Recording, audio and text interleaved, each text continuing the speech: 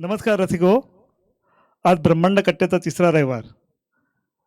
आज पुन्हा एकदा नवीन विषय घेऊन आम्ही आलेलो आहोत. आज बरेच जण मला लाईक दिसतात आहेत, म्हणजे ऑनलाईन दिसत आहेत. खरं तर आजचा विषय आहे तसा गंभीरही आहे आणि मजेशीरही आहे. परंतु तुम्ही इतक्या मोठ्या संख्येने आलात त्याबद्दल मी पहिलं तुमचं हार्दिक स्वागत करतो आहे.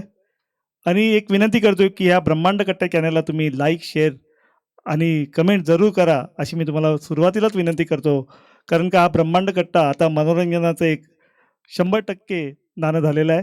त्यामुळे या ब्रह्मांड कट्ट्याला जरूर सबस्क्राईब करा, अशी मी तुम्हाला सुरुवातीला विनंती करतो.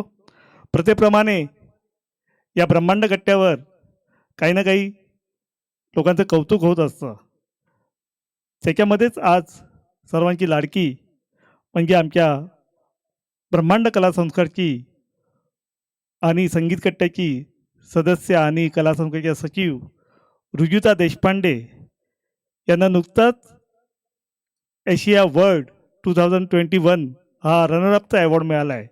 खरं तर गेली 2 ते 3 महिने रुजुताने खूप मेहनत केली या अवॉर्डसाठी. तपस्या अकॅडमीच्या माध्यमातून लॅटिवा इथे हा ऑनलाईन कार्यक्रम झाला होता आणि या ऑनलाईन कार्यक्रमाला बऱ्याच लोकांनी लाईक, शेअर, कमेंट केले. त्याबद्दल मी त्यांचं प्रथम आभार व्यक्त करतो आहे. कारण ब्रह्मांड कट्टा एकदा जिद्दीने काम करायला लागला का त्याचं एक फलित असतं, हे तुम्हाला दिसलेलं आहे. आणि आज रुजुताच्या गळ्यात ही वर्ल्ड रनरअपची 2001ची माळ पडली. त्याबद्दल मी प्रथम तिचं ब्रह्मांड कट्ट्यावर हार्दिक अभिनंदन करतो. आणि आमचे अध्यक्ष महेशजी जोशी यांना विनंती करतो की त्यांनी व्यासपीठाकडे यायचं आहे. त्यानंतर आजचा कार्यक्रम जो होणार आहे ते प्रमुख पाहुणे अनिलजी भिवंडीकर यांनासुद्धा मी व्यासपीठाकडे आमंत्रित करतो आहे. कारण तर आजचा सत्कार हा भव्य दिव्य करायचा होता, परंतु या करोनाच्या महामारीत आम्ही तो करू शकलो नाही आहे. पुढच्या महिन्याचा कार्यक्रम हा नक्कीच आम्ही हॉलमध्ये करतो आहे, याची आम्ही तुम्हाला ग्वाही देतो. तत्पूर्वी मी आजच्या सत्कार मूर्ती रुजुता देशपांडे यांना व्यासपीठाकडे आमंत्रण करतो आहे. वर्ल्ड रनरअप म्हणून ज्यांनी किताब मिळवला, मी अनिल भिवंडीकर सरांना विनंती केली की त्यांचा सत्कार त्यांनी करावा.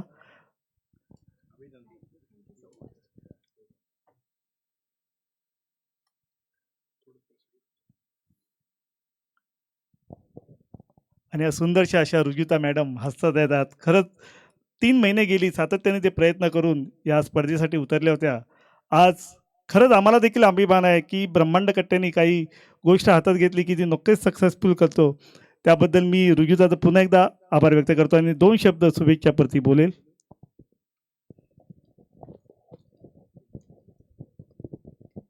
सर्वांना नमस्कार.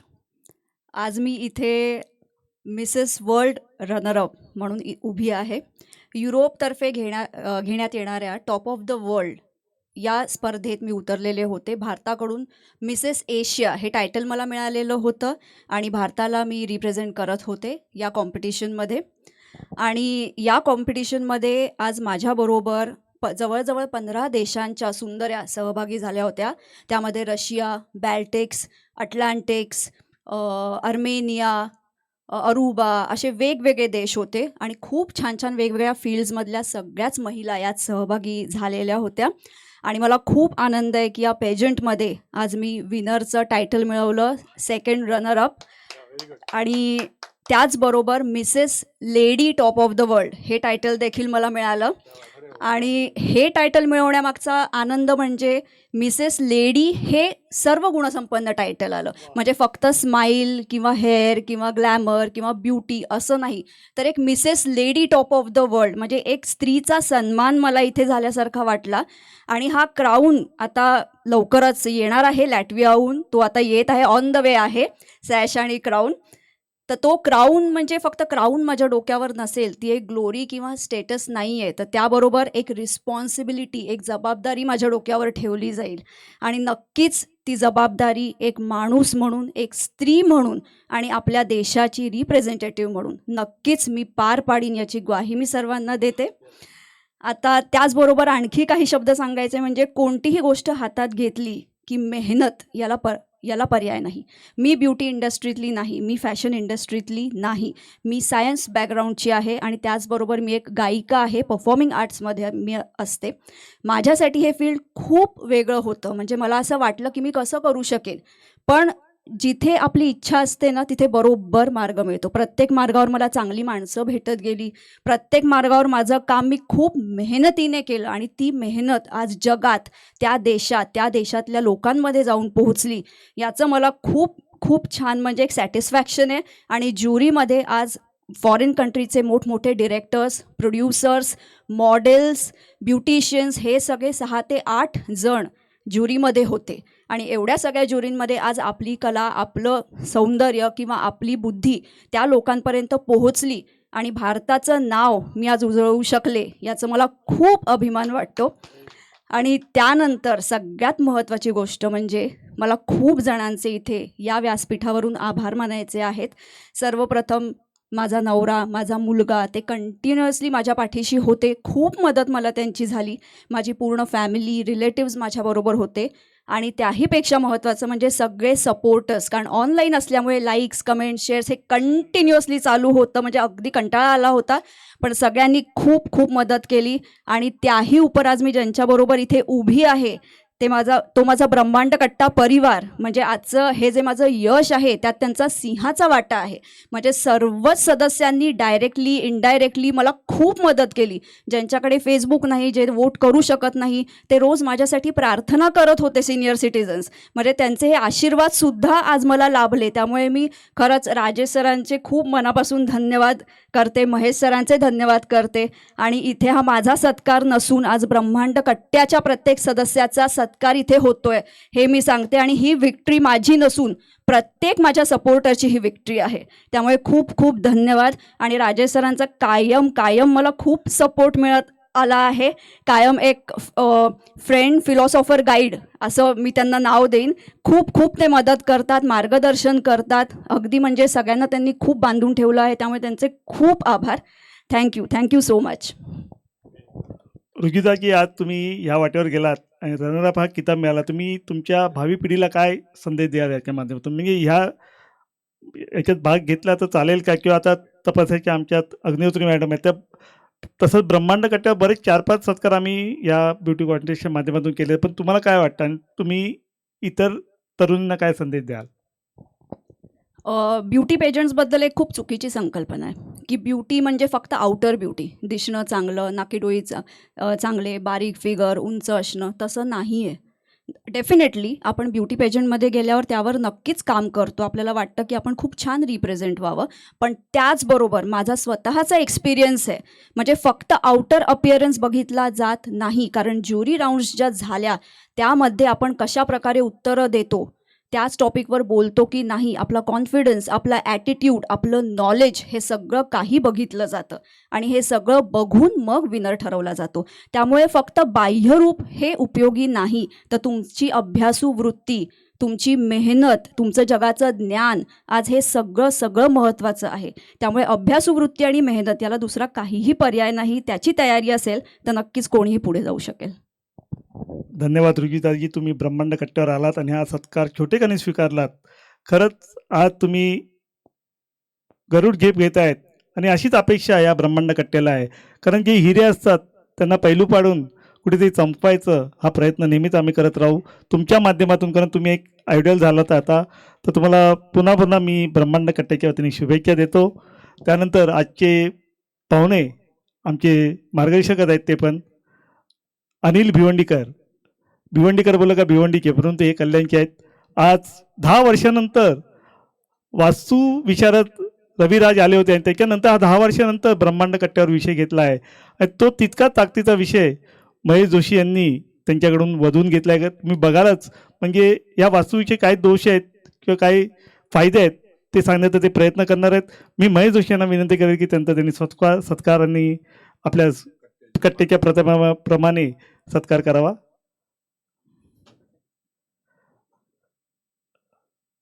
अनिल भिवंडेकर इथे आलात सर तुम्ही, त्याबद्दल मी पुन्हा ब्रह्मांड कट्ट्यावर आपलं स्वागत करतोय. आणि पुढची सूत्र ही महेश जोशी तुमच्याकडनं करतील. आणि आज तुम्ही इथे आलात दोघे जण, त्याबद्दल मी ब्रह्मांड कट्ट्याच्या वतीने आभार व्यक्त करतोय. धन्यवाद राजेशजी आणि धन्यवाद ऋतुजाजी. आपण आता मुख्य कार्यक्रमाला थोडं नक्की सुरू करू. धन्यवाद. नमस्कार रसिको, ब्रह्मांड कट्ट्यावर आपलं नेहमीप्रमाणे स्वागत आहे. आज ब्रह्मांड कट्ट्यावर वेगळा विषय घेऊन आलेला आहे. ब्रह्मांड कट्टा करोना नंतर आपला हा पहिलाच कार्यक्रम अजून सुरू झालेला आहे आणि अशा कार्यक्रमामधून आपण नवीन जीवनशैली कशी असावी याबाबत आज कट्ट्यावर मार्गदर्शन करण्यासाठी विशेष मान्यवर उपस्थित झालेले आहेत. मनुष्य प्राणी हा या ना त्या कारणाने कोणत्या ना कोणत्या वास्तूमध्ये वास्तव्य करीत असतो. राहतं घर, कार्यालयाचं ठिकाण, व्यवसायाची वास्तू, संस्था इत्यादी अनेक वास्तूमध्ये आपण वावरत असतो.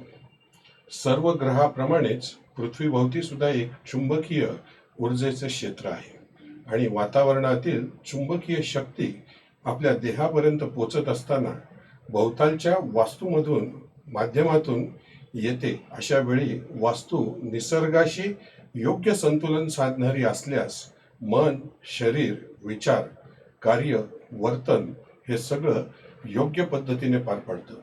मात्र तसं नसल्यास या गोष्टीमध्ये त्रास होतो. यासाठी वास्तुरचना कशी असावी हे सांगणारं शास्त्र म्हणजे वास्तुशास्त्र. तर आज आपल्या कट्ट्यावर वास्तुशास्त्राबाबत माहिती देण्याकरता मान्यवर उपस्थित आहेत. इन्स्टिट्यूट ऑफ वैदिक वास्तुशास्त्र रिसर्च ब्युरो कल्याण येथील संस्थापक आणि अध्यक्ष doctor Anil Yashwant Bhiwandikar, gold medalist आणि डी.लिट पारंपरिक भारतीय वास्तुशास्त्र. नमस्कार डॉक्टर भिवंडीकर सर. नमस्कार. आपलं कट्ट्यावर ब्रह्मांड कट्ट्यावर आपलं स्वागत आहे. धन्यवाद. मी आता डॉक्टर अनिल भिवंडीकर यांचा परिचय करून देतो. वास्तुविद्या वाचस्पती, वास्तुविद्याचार्य, मंत्रविशारद, शकुन संहिता विशारद, अंकशास्त्र तज्ज्ञ, रमलशास्त्र, लिकर अँटिना तज्ज्ञ, अरोमा वास्तू, अरोमा अंकशास्त्र, अरोमा नक्षत्र, switch word, colour therapy, water therapy अशा विविध विषयात तज्ज्ञ असणारे आणि 1989 पासून वास्तुशास्त्राचे अभ्यासक 20पेक्षा जास्त कोर्स पूर्ण केले असून त्यापैकी 13 कोर्समध्ये सुवर्ण पदकं मिळालेली आहेत. 1000हून अधिक विद्यार्थी त्यांच्याकडे शिकत आहेत. तर आत्तापर्यंत त्यांनी 7000हून ठिकाणी वास्तू परीक्षण केलेलं आहे. तर 1000हून विनामूल्य स्पिरिच्युएशन स्टडीमध्ये PhD, वर्षा ज्योतिष आणि वर्षा विद्यापीठ यासाठी PhD केलेली आहे. पुन्हा एकदा आपलं कट्ट्यावर स्वागत आहे आणि आज आपण आम्हाला आणि ब्रह्मांड कट्टेकरी यांना वास्तू विषयावर मार्गदर्शन करावं अशी मी आपणास विनंती करतो. नक्कीच सर, माझा पहिला प्रश्न असा आहे की सन 1989 आपण याविषयी अभ्यासक आहात. आपणच वास्तुशास्त्र याविषयी अभ्यास का करावा असं वाटलं? ओके, छान. सुरुवातीला आपण वास्तुशास्त्र पवित्र ऋषीमुनींनी लिहिलेला विषय असल्यामुळे थोडंसं गुरुचं स्मरण करूया. गुरु ब्रह्मा गुरु विष्णू गुरुर्देव महेश्वरा गुरु साक्षात परब्रह्म तस्मै श्री गुरवे. तर साधारणतः ही गमतीची गोष्ट अशी आहे की मी बेसिकली मेकॅनिकल इंजिनियर आहे. अरे वा. आणि टेक्निकल कन्सल्टन्सी हे जे बेड ऑटोमोबाईल इंडस्ट्रीला मी असेस करायचो. जवळजवळ 25-30 वर्ष नोकरी केल्यानंतर 87 साली मला पुत्ररत्नाचा लाभ झाल्यानंतर माझे वडील बऱ्यापैकी ज्योतिषी होते आणि आध्यात्मिक माणूस असल्यामुळे संपूर्ण गीता त्यांना पाठ होती आणि संपूर्ण गाडीमधला काही वाईट कृत्य चांगले करण्यासाठी त्यांनी संपूर्ण गाडीत गीता लोकांना शिकवली. हजारो लोकांना गीता शिकवली आणि त्याच्यात थोडंसं ज्योतिषशास्त्राचं ज्ञान असल्यामुळे त्यांनी मला एक वास्तू विश्वकर्मा प्रसाद नावाचा ग्रंथ दिला आणि माझ्या हातात दिला तो साधारण 87ला आणि मला म्हणे की 10-12 वर्षांनी तुला याच्यात करिअर करायचं आहे, जनकल्याण करायचं आहे, समाजसेवा करायची आहे, तर आता तू काही करतो. त्यावेळेला मला गंमत वाटली की आपण आपली लाईन वेगळी आहे आणि ही संपूर्ण वेगळी आहे. अच्छा, म्हणजे ऑटोमोबाईल इंडस्ट्रीमध्ये आपण काम करत असताना वडिलांनी एक आशीर्वाद आणि ग्रंथ दिला. हा, तर त्यावेळेला ते साधारण थोडा अभ्यास केला आणि त्याच्यात जरा क्युरियोसिटी निर्माण झाली. आणि पहिल्यापासून एक असं होतं की जनरली माणूस जन्माला येतो, शिकतो, काही स्पेशलायझेशन करतो, नोकरी करतो, म्हणजे थोडक्यात म्हणायचं अर्थ वेगळा विषय की पाट्या टाकणं. तर म्हटलं काहीतरी हटके करण्यासाठी आपण काहीतरी वेगळं करावं, असं लहानपणापासून माझं हे होतं. आणि त्याच्यामुळे मी ह्या विषयात थोडासा अभ्यास करून थोडेसेच लोकांना सल्ले वगैरे द्यायचा प्रयत्न केला आणि ते हळूहळू आवड निर्माण झाली. पण मला एक असं सर विचारायचं आहे आपल्याला, की आपण आत्ता मगाशी उल्लेख केलात की वडील आपले ज्योतिषी वगैरे बघायचे, आपण घरी सगळे हे करत असाल, बरोबर. घरी बघत असाल. बरोबर. पण वडील जेव्हा ज्योतिषी बघत होते तेव्हा आपल्याला कधी असं वाटलं का आपण त्याच्यामध्ये भाग घ्यावा किंवा ते काय करतायत असं कधी बघावं असं का वाटलं का? नक्कीच वाटलं. का फक्त एक वडील वेगळा विषय घेऊन आहेत आणि आपण एक वेगळा विषय घेऊन आहात नक्कीच. Automobile industry. पण जेव्हा घरी असाल तेव्हा आपण वडील ज्योतिषी आपल्याकडे बघण्यासाठी लोक येतात तेव्हा बरोबर. त्याच्यामध्ये आपल्याला कधी रुची वाटली का? रुची वाटली, पण कसं आहे ते थोडंसं कॉम्प्लिकेटेडच आहे ज्योतिष्य. म्हणजे माझा वेगळा विषय आहे की नाही जमायचं. 12 राशी पाठ करायला मला भरपूर वेळ लागला अरे वा. सिरियलमध्ये. तर त्यामुळे त्याच्यात नाही एवढं झालं, कारण नंतर शेवटी कसं असतं की हळूहळू तुम्ही मोठे होता तर कमर्शियल बाजू पण ही बघायला पाहिजे असते.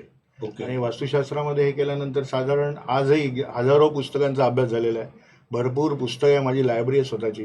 त्यात विद्यार्थी येऊन काही तुम्हाला ग्रंथ पुस्तकं वगैरेचा अभ्यास करू शकतात, नोट्स काढू शकतात. तर तो ओके. प्रवास हा चालू झाला. म्हणजे त्याच्यानंतर साधारण 10 वर्ष अभ्यास केल्यानंतर 2000 साली मला पहिलं गोल्ड मेडल मिळालं. आणि त्याच्यानंतर मग बरेच कोर्स चालू झाले. मग थोडंसं प्रोफेशन करून 2000ला मी जॉब सोडला आणि ते टेक्निकल कन्सल्टन्सी चालू केली स्वतःची. म्हणजे वास्तू विषयामध्ये टेक्निकल कंटेंट, वास्तू पण आणि सगळं इंडस्ट्रियल वास्तू, इंडस्ट्रियल. म्हणजे टेक्निकल पण आहे आणि वास्तू पण आहे. भरपूर कारखाने केले. पिरामिल ग्रुप, मित्तल ग्रुप सारख्या मोठ्या मोठ्या कंपन्या आपले क्लायंट आहेत. आणि छान आज मजा वाटते लोकांच्या जेवणात जेव्हा आपण उपाय केल्यानंतर जेव्हा समाधान दिसतं ते एक वेगळाच आनंद होतो. पण मला असं एक विचारायचं की वडिलांनी आपल्याला एक ग्रंथ दिला आणि आपल्याला सांगितलं की याच्यामध्ये करिअर करायचं, म्हणजे वडिलांचं ज्योतिष एवढं परफेक्ट होतं की आज आपण ज्योतिषी आहात. येस. पण आपण ज्योतिषशास्त्र वडिलांकडे शिकलात की कुठल्या इन्स्टिट्यूटमध्ये शिकलात? नाही, ज्योतिष तसं मी डायरेक्ट नाही शिकलेलो. मला पत्रिका नाही एवढी जमत. पण वास्तू ज्योतिष हा एक वेगळा प्रकार आहे. म्हणजे ज्योतिषामध्ये थोडंसं वेगळा विषय असा असतो की तुमच्या पत्रिकेमध्ये जे पापग्रह असतात त्याप्रमाणे दिशांना तुमच्या घरामध्ये दोष असू शकतो. एवढंच जुजबी ज्ञान माझं आहे. थोडंसं, पण जास्त डीप नाही. मी नाही असं म्हणजे पत्रिकेपेक्षा आपण वास्तुरचना आणि Yes. याच्यामध्ये जास्त त्याच्यामध्ये. मास्टरी मिळवलेली आहे. Yes. वास्तुरचना याच्या Yes. विषयावरती. तेच मला त्याच्यामध्ये छान वाटलं आणि ते केलं हळूहळू. म्हणजे आपण टेक्निकल विषय आपल्याला आवडत असल्यामुळे आपण वास्तूच्या जास्त ह्याच्याकडे शिकलात की पत्रिकेमध्ये जास्त हे केलं? पत्रिकेचं नाही, कारण वास्तू टेक्निकल कारखान्यांमध्ये जास्त मला हे आहे. इंटरेस्ट आहे. टोटल क्वालिटी मॅनेजमेंट, ISO 9000 वगैरे याच्यावर काम केलेलं आहे. त्यामुळे ते कारखाने बरेच आपण केलेले आहेत. म्हणजे आपण स्वतः एक इंजिनियर असल्यामुळे आपण त्या वास्तूमध्ये जास्त इंटरेस्ट घेऊन आपण त्याच्यामध्ये काम केलेलं आहे. हा, हे फार अतिशय महत्वाचं आहे की स्वतः इंजिनियर असून त्याच्यामध्ये परत लोक जे इंजिनिअरिंग करतात त्याच्यामध्ये नेमकं काय आहे नक्कीच हे शोधण्याचा प्रयत्न आपण करतो आणि आपण त्याच्याप्रमाणे लोकांना एक मार्गदर्शन करतो. नक्कीच. आज सर्वत्र वास्तुशास्त्राबद्दल बोललं जातं. अगदी सगळीकडे वास्तुशास्त्र असा विषय सगळा घोष केला जातो. त्याबद्दल थोडक्यात आम्हाला काही सांगाल का? कसं आहे, जनरली भगवान शंकरांनी हजारो वर्षापूर्वी ऋषीमुनींना यांचं ज्ञान दिलं आणि ऋषीमुनींनी आपल्या पद्धतीनुसार काही ग्रंथांचा हे करून लोकांपर्यंत हे पोचवायचा प्रयत्न केला. वेदांमध्ये वास्तुशास्त्राचा उल्लेख आहे. वेदानंतर उपनिषदे जे समजायला कठीण असतात आणि त्याच्यानंतर पुराणाचा उपयोग झाला आहे. तर पुराणामध्ये साधारण बघितलं तर 18 आचार्यांची एक सूची आहे.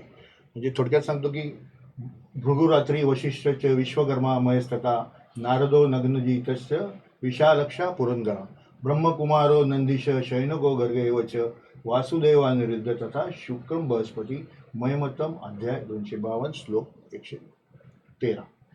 तर साधारणतः मत्स्यपुराणामध्ये याचा उल्लेख आहे आणि देव आणि दानवांनी ह्याचा प्रसार केलेला आहे.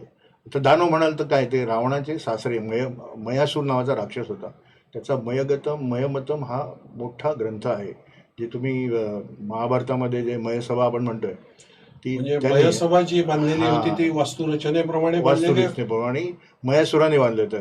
नाशिकचं काळाराम मंदिर हे मयासुराने बांधलेला आहे. मग आपण पिढीजात जसं म्हणतो की एकाकडे कुलकर्णी पंत वगैरे असं असतं ना, पिढीजात सगळे त्याप्रमाणे, तर त्यामुळे भरपूर मय असे तयार झाले हळूहळू.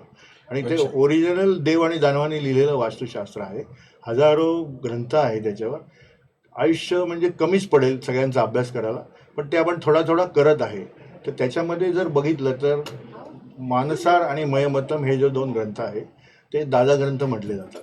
आणि त्यांचा अभ्यास करून भोजराजांनी समरांगण सूत्रधार नावाचा ग्रंथ तयार केला. आणि त्याचं तुम्हाला तो 3-3 वर्ष ग्रंथ मिळायचा नाही. पण आज मला खरंच कौतुक वाटते की ह्या नवीन पिढीला जे आम्हाला मिळालं नाही ते आज मराठी किंवा हिंदीमध्ये त्याची भाषांतर निघतात. आणि मयमतम नावाचा ग्रंथ हा पॉंडेचेरीच्या आश्रमात धुळकाट पडला होता. आणि ब्रुनो डॉन्जेस नावाचा फ्रेंचचा माणूस इकडे आला आपल्या भारतामध्ये. त्यांनी संस्कृत शिकलं, 2 वर्ष 3 वर्ष अभ्यास केल्यानंतर त्या संस्कृत ग्रंथाचा फ्रेंचमध्ये रूपांतर केलं आणि नंतर त्याचं इंग्लिशमध्ये आहे.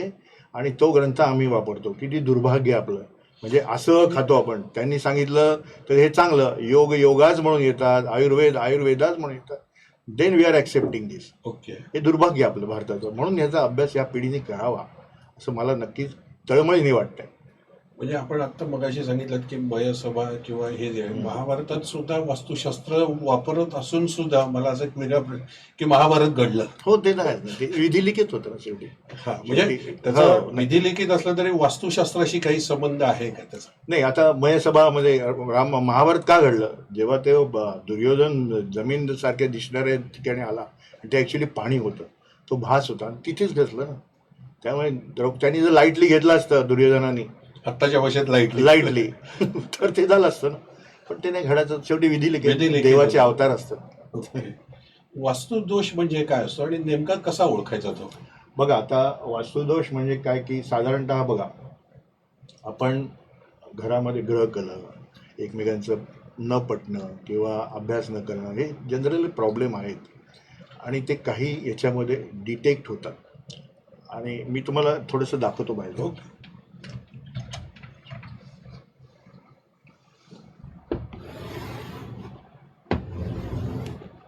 ही नॉर्थ आहे, ही साऊथ आहे.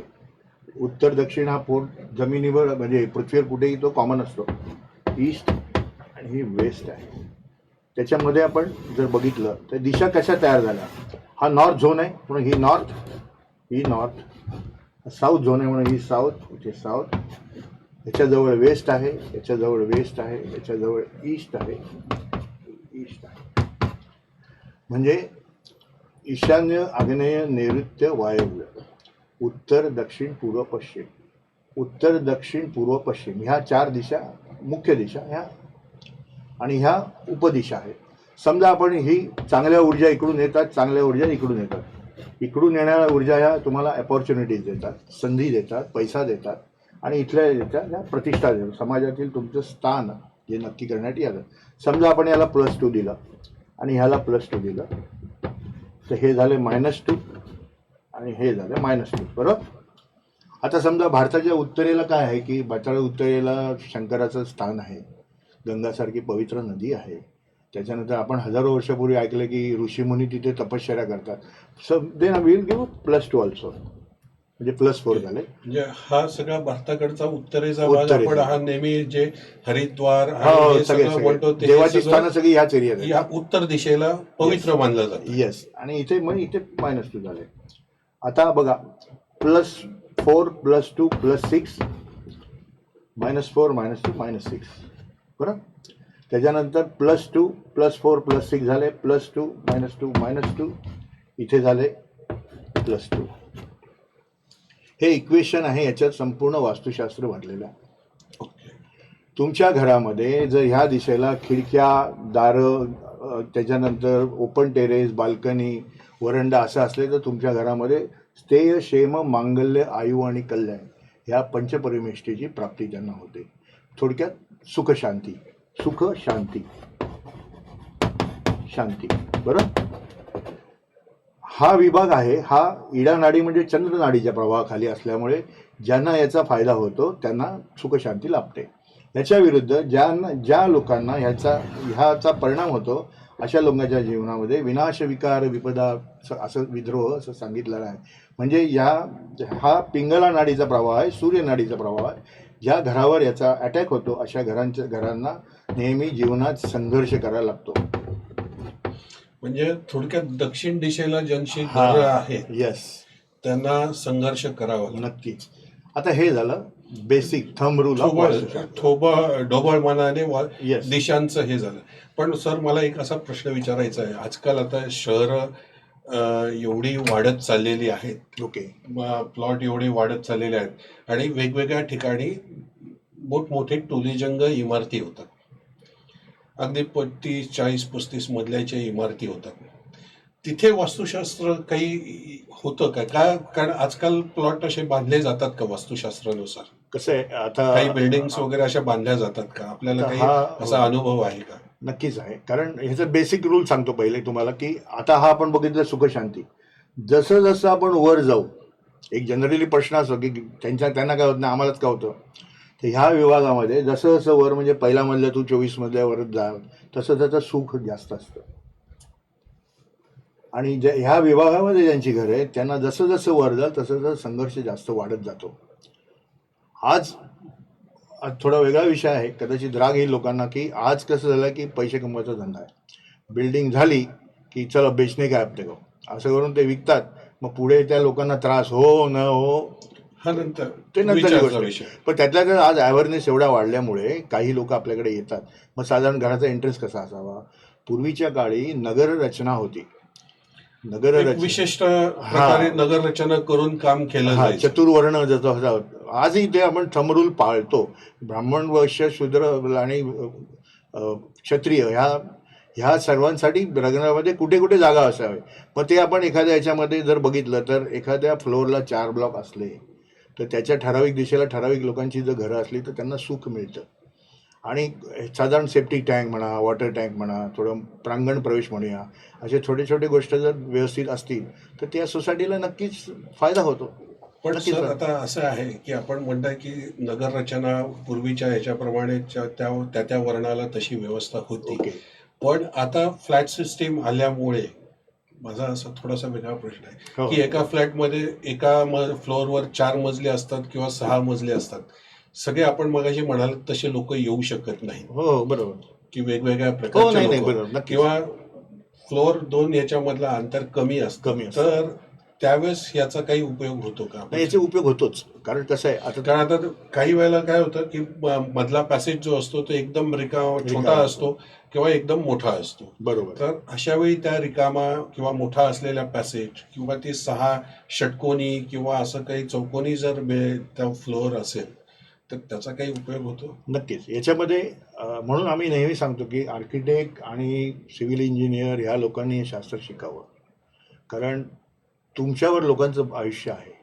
तर ह्या साईडला जर तुम्ही फ्रेंच विंडो दिल्या तर त्याला प्रॉब्लेम येतो. इथे ॲक्सिडेंट सांगितलेले, स्टॅबिलिटी सांगितले, असे 3-4 गोष्टी भयानक इथे होऊ शकतात.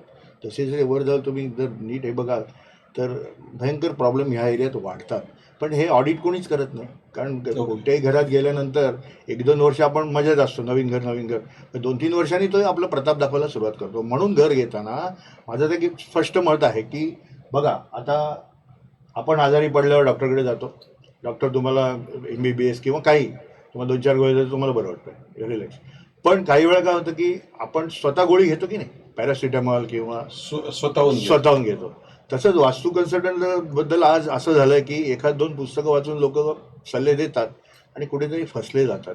म्हणून आपण जर बघताना बघितलं तर तुम्ही डायरेक्ट त्याच्याकडे न जाता हा चार्ट फक्त तुम्ही जर वापरला घरामध्ये तर तुम्हाला स्वतःचा उपाय स्वतः करता येतील. म्हणजे तुमच्या घरात जर दोष असतील तरच तुम्ही जाणं, अदरवाईज तुम्ही जायची गरज नाही. मला असं वाटतं आपण आता सांगतो की हा सर्वसामान्याला माणसाला समजू शकतो चार्ट. सो म्हणून तर आपण दाखवलंय ना. कारण कसं आहे, तुम्ही घराच्या मध्यभागी उभं राहिला, ह्या बाजूला तुमच्या भिंती आहेत, ह्या बाजूला जर टॉयलेट आहे तुमच्या घरात 100% त्रास आहे. ओके. ह्या बाजूला जर तुमच्याकडे ओपनिंग आहे तर तुमच्या घरात 100% चान्स आहे. पूर्व दिशेला जर भिंत असेल, काय टॉयलेट असेल तर तुमच्याकडे प्रतिष्ठेचे प्रॉब्लेम येईल. तुम्ही 1 to 1 करू शकणार नाही. बिझनेसमॅनसाठी ही दिशा फार महत्त्वाची आहे. कारण तुम्ही जे बिझनेसचं आपण हे करतो, डीलिंग वगैरे बिझनेस मीटिंग करतो, 1 to 1 1 to many करतो, हे ह्याच्यामुळे शक्य आहे. म्हणून हे सगळ्यांनी हा जर चार्ट जर बघितला, नीट काढून घेतला तर नक्कीच फायदा होईल. कारण हा बेसिक चार्ट आहे, याच्यावर संपूर्ण वास्तुशास्त्र आहे. सर, आता प्रत्येक जण म्हणतो की घराच्या दिशेला, पूर्व दिशेला दरवाजा असावा, दक्षिण दिशेला असू नये किंवा उत्तरेला असावा, बरोबर, किंवा असे काही अपभ्रंश आहेत किंवा काही अशा गैरसमज काही आहेत. नक्कीच. पण ह्या सगळ्या गोष्टी आता म्हणजे एक टिपिकल वास्तुशास्त्र, एखादा प्लॉट घेऊन स्वतःपुरतं घर बांधायचं असेल तर आपण करू शकू. प्रत्येक वेळी ते टॉवरमध्ये किंवा अशा ह्याच्यामध्ये होऊ शकणार नाही. हे बरोबर. तर याच्याबद्दल थोडंसं काही सांगू शकाल का, की प्रत्येक जण आग्रह असतो की माझ्या घराचा दरवाजा पूर्व दिशेला आहे की नाही, किंवा एखाद्याचा षटकोनी आता जर असेल, मगाशी मी म्हटलं की षटकोनी त्याचा जर पॅसेज असेल तर पूर्व येणार नाही, ती पूर्व, पश्चिम बरोबर. किंवा नैऋत्य, आग्नेय असा दरवाजा कुठेतरी येईल. तर त्यावेळेस घराच्या ह्याच्यासाठी काही हे असू आहे का? कसं आहे, पहिलं म्हणजे एक लोकांच्या मनात गैरसमज आहे की वास्तुशास्त्राने घर परफेक्ट असतं. वास्तुशास्त्रानुसार 100% घर असणं ही एक संकल्पना आहे. अच्छा, तसं होऊ शकत नाही. म्हणजे पूर्वीपासून ती संकल्पना आहे की त्याच्याप्रमाणे असावं, पण 100% इट इज नॉट पॉसिबल. कारण तुम्ही साधा दरवाजाचा नियम जरी घेतला तर दरवाजाला 100 नियम आहेत. तो दरवाजा कसा उघडणारा असावा, तो क्लॉकवाईज असावा, अँटी क्लॉकवाईज असावा, प्रदक्षिणा मार्ग असावा, विपरीत असावा, ते झाड पडताना कोणत्या दिशेला पडावं हे महत्त्वाचं आहे. ते कोण बघायला जाणार आहे? म्हणून 100% लोक आज म्हणतात की काही बिल्डर, आता कोणाचं नाव घेत नाही मी, पण काही जण म्हणतात की अहो आमचं 100% वास्तूप्रमाणे. असं काहीच नसतं आणि तसं मोजण्याचं परिमाण पण काही नाही आहे. You cannot measure. पण ते डाउझिंगने किंवा डोलकशास्त्राने आपण ते बघू शकतो. आणि तुम्ही म्हटल्याप्रमाणे जसं घर वाकडं तिकडं असतं याच्यामध्ये षटकोनी वगैरे, तर ज्या दिशेला दोष असतात त्या दिशेचे आजार होतात. आता आग्नेय दिशा आहे, तिथे दोष असले तर अग्नी तत्वाचे आजार, इथे पायाचे आजार, इथे डोक्याचे आजार, इथे डोक्याचे आजार, हे सगळं होऊ शकतं. आणि ते तुमचा घराचा नकाशा ही जादूगारची पुतळी आहे. जादूची कांडी फिरल्यासारखं तो नकाशा आमच्याशी बोलतो, आम्हाला सुखदुःख सांगतो तुमची. फक्त त्याच्यात जरा चांगला माणूस म्हणजे बघून तेच तुम्ही सिलेक्शन महत्वाचं आहे की कोण कन्सल्टंट आहे. अच्छा, ते म्हणजे पण त्याच्यात बोलू माहितगार हा. माणूस असणं आवश्यक आहे. ते महत्वाचं आहे. याच्यामध्ये वास्तुदेवता आणि वास्तुपुरुष म्हणजे नेमकं काय, ओके. आणि त्याची पूजा करणं गरजेचं असतं का? म्हणजे इतर वेळी आपण घरी पण पूजा करतो, तर त्याची पण नियमित पूजा करणं आवश्यक आहे. येस. त्रेतायुगामध्ये अंधकारसूर नावाचा राक्षस होऊन गेला, जो सर्व देव आणि दानवांना त्रास द्यायचा. आणि तो त्रास देत असताना त्यांनी देव आणि दानवांना घाबरून सोडल्यानंतर सगळे एकत्र आले आणि ते ब्रह्मदेवाकडे गेले. आणि ब्रह्मदेवाकडे गेले असताना त्यांनी सांगितलं की काय उपाय करा आता तुम्ही. तर ब्रह्मदेवाने त्यांना शंकराचार्याकडे पाठवलं. शंकराने त्या अंधकासुराशी युद्ध केलं. बरेच दिवस ते युद्ध चालल्यानंतर शंकराच्या घामातून एक थेंब पडल्यानंतर त्याच्यातून एक भूत निर्माण झालं. त्या भूताने सगळ्यांना खायला सुरुवात केली. त्यांनी अंधकासुराला पण खाऊन टाकला. अशामुळे देव परत तो सर्वांना खायला लागला, तर देव परत भयभीत झाले. मग ते परत ब्रह्मदेवाकडे गेले. तेव्हा वास्तुपुरुष हा ईशान्य दिशेला वाकून तो शंकराचा आशीर्वाद मागण्यासाठी गेला की बाबा मला तुम्ही सर्वांना खायची अथॉरिटी द्या. अशा वेळेला ब्रह्मदेवाच्या सांगण्यावरून ते सर्व देव आणि दानव हे सगळे त्याच्या अंगावर बसले आणि त्याला जमिनीवर लोटला. आता तो म्हणे की तुमचं मी काय केलं, तुम्ही मला काय करता. तर ते म्हणे असं नाही, तू सर्वांना खातोस म्हणून तुला आम्ही आशीर्वाद देतो की प्रत्येक घरामध्ये तुझी पूजा होईल आणि तुझी पूजा झाल्यानंतर तुला नैवेद्य दाखवलं जाईल. ज्या घरात तुझी पूजा होणार नाही अशा घरांना तू त्रास देऊ शकतो, यू आर अथॉराइज. आणि त्याच्यामुळे ह्या अंगावर बसलेल्या देवता आहेत, ह्या देवता उत्तर ईशान्य पूर्व या भागात सगळे देव योनीतल्या देवता आहेत. ओके. आणि ह्या बाजूला सगळ्या राक्षस योनीच्या देवता आहेत. आता देव आणि दानवाचं पटत नाही, पण मला तर वाटतं की समुद्र मंथन आणि हे दोनच कार्य दोघांनी टीमवर्क म्हणून केलं असावं कदाचित. आपल्याला पुरातन एवढं बघणं हे नाही आहे, पण मला तर असं शक्यता आहे की बाबा हे दोन्ही आहेत. तर त्याच्यामुळे काय आता साधारण ह्या विभागात तुमचं देवघर असेल तर देव तुम्हाला आशीर्वाद देतात.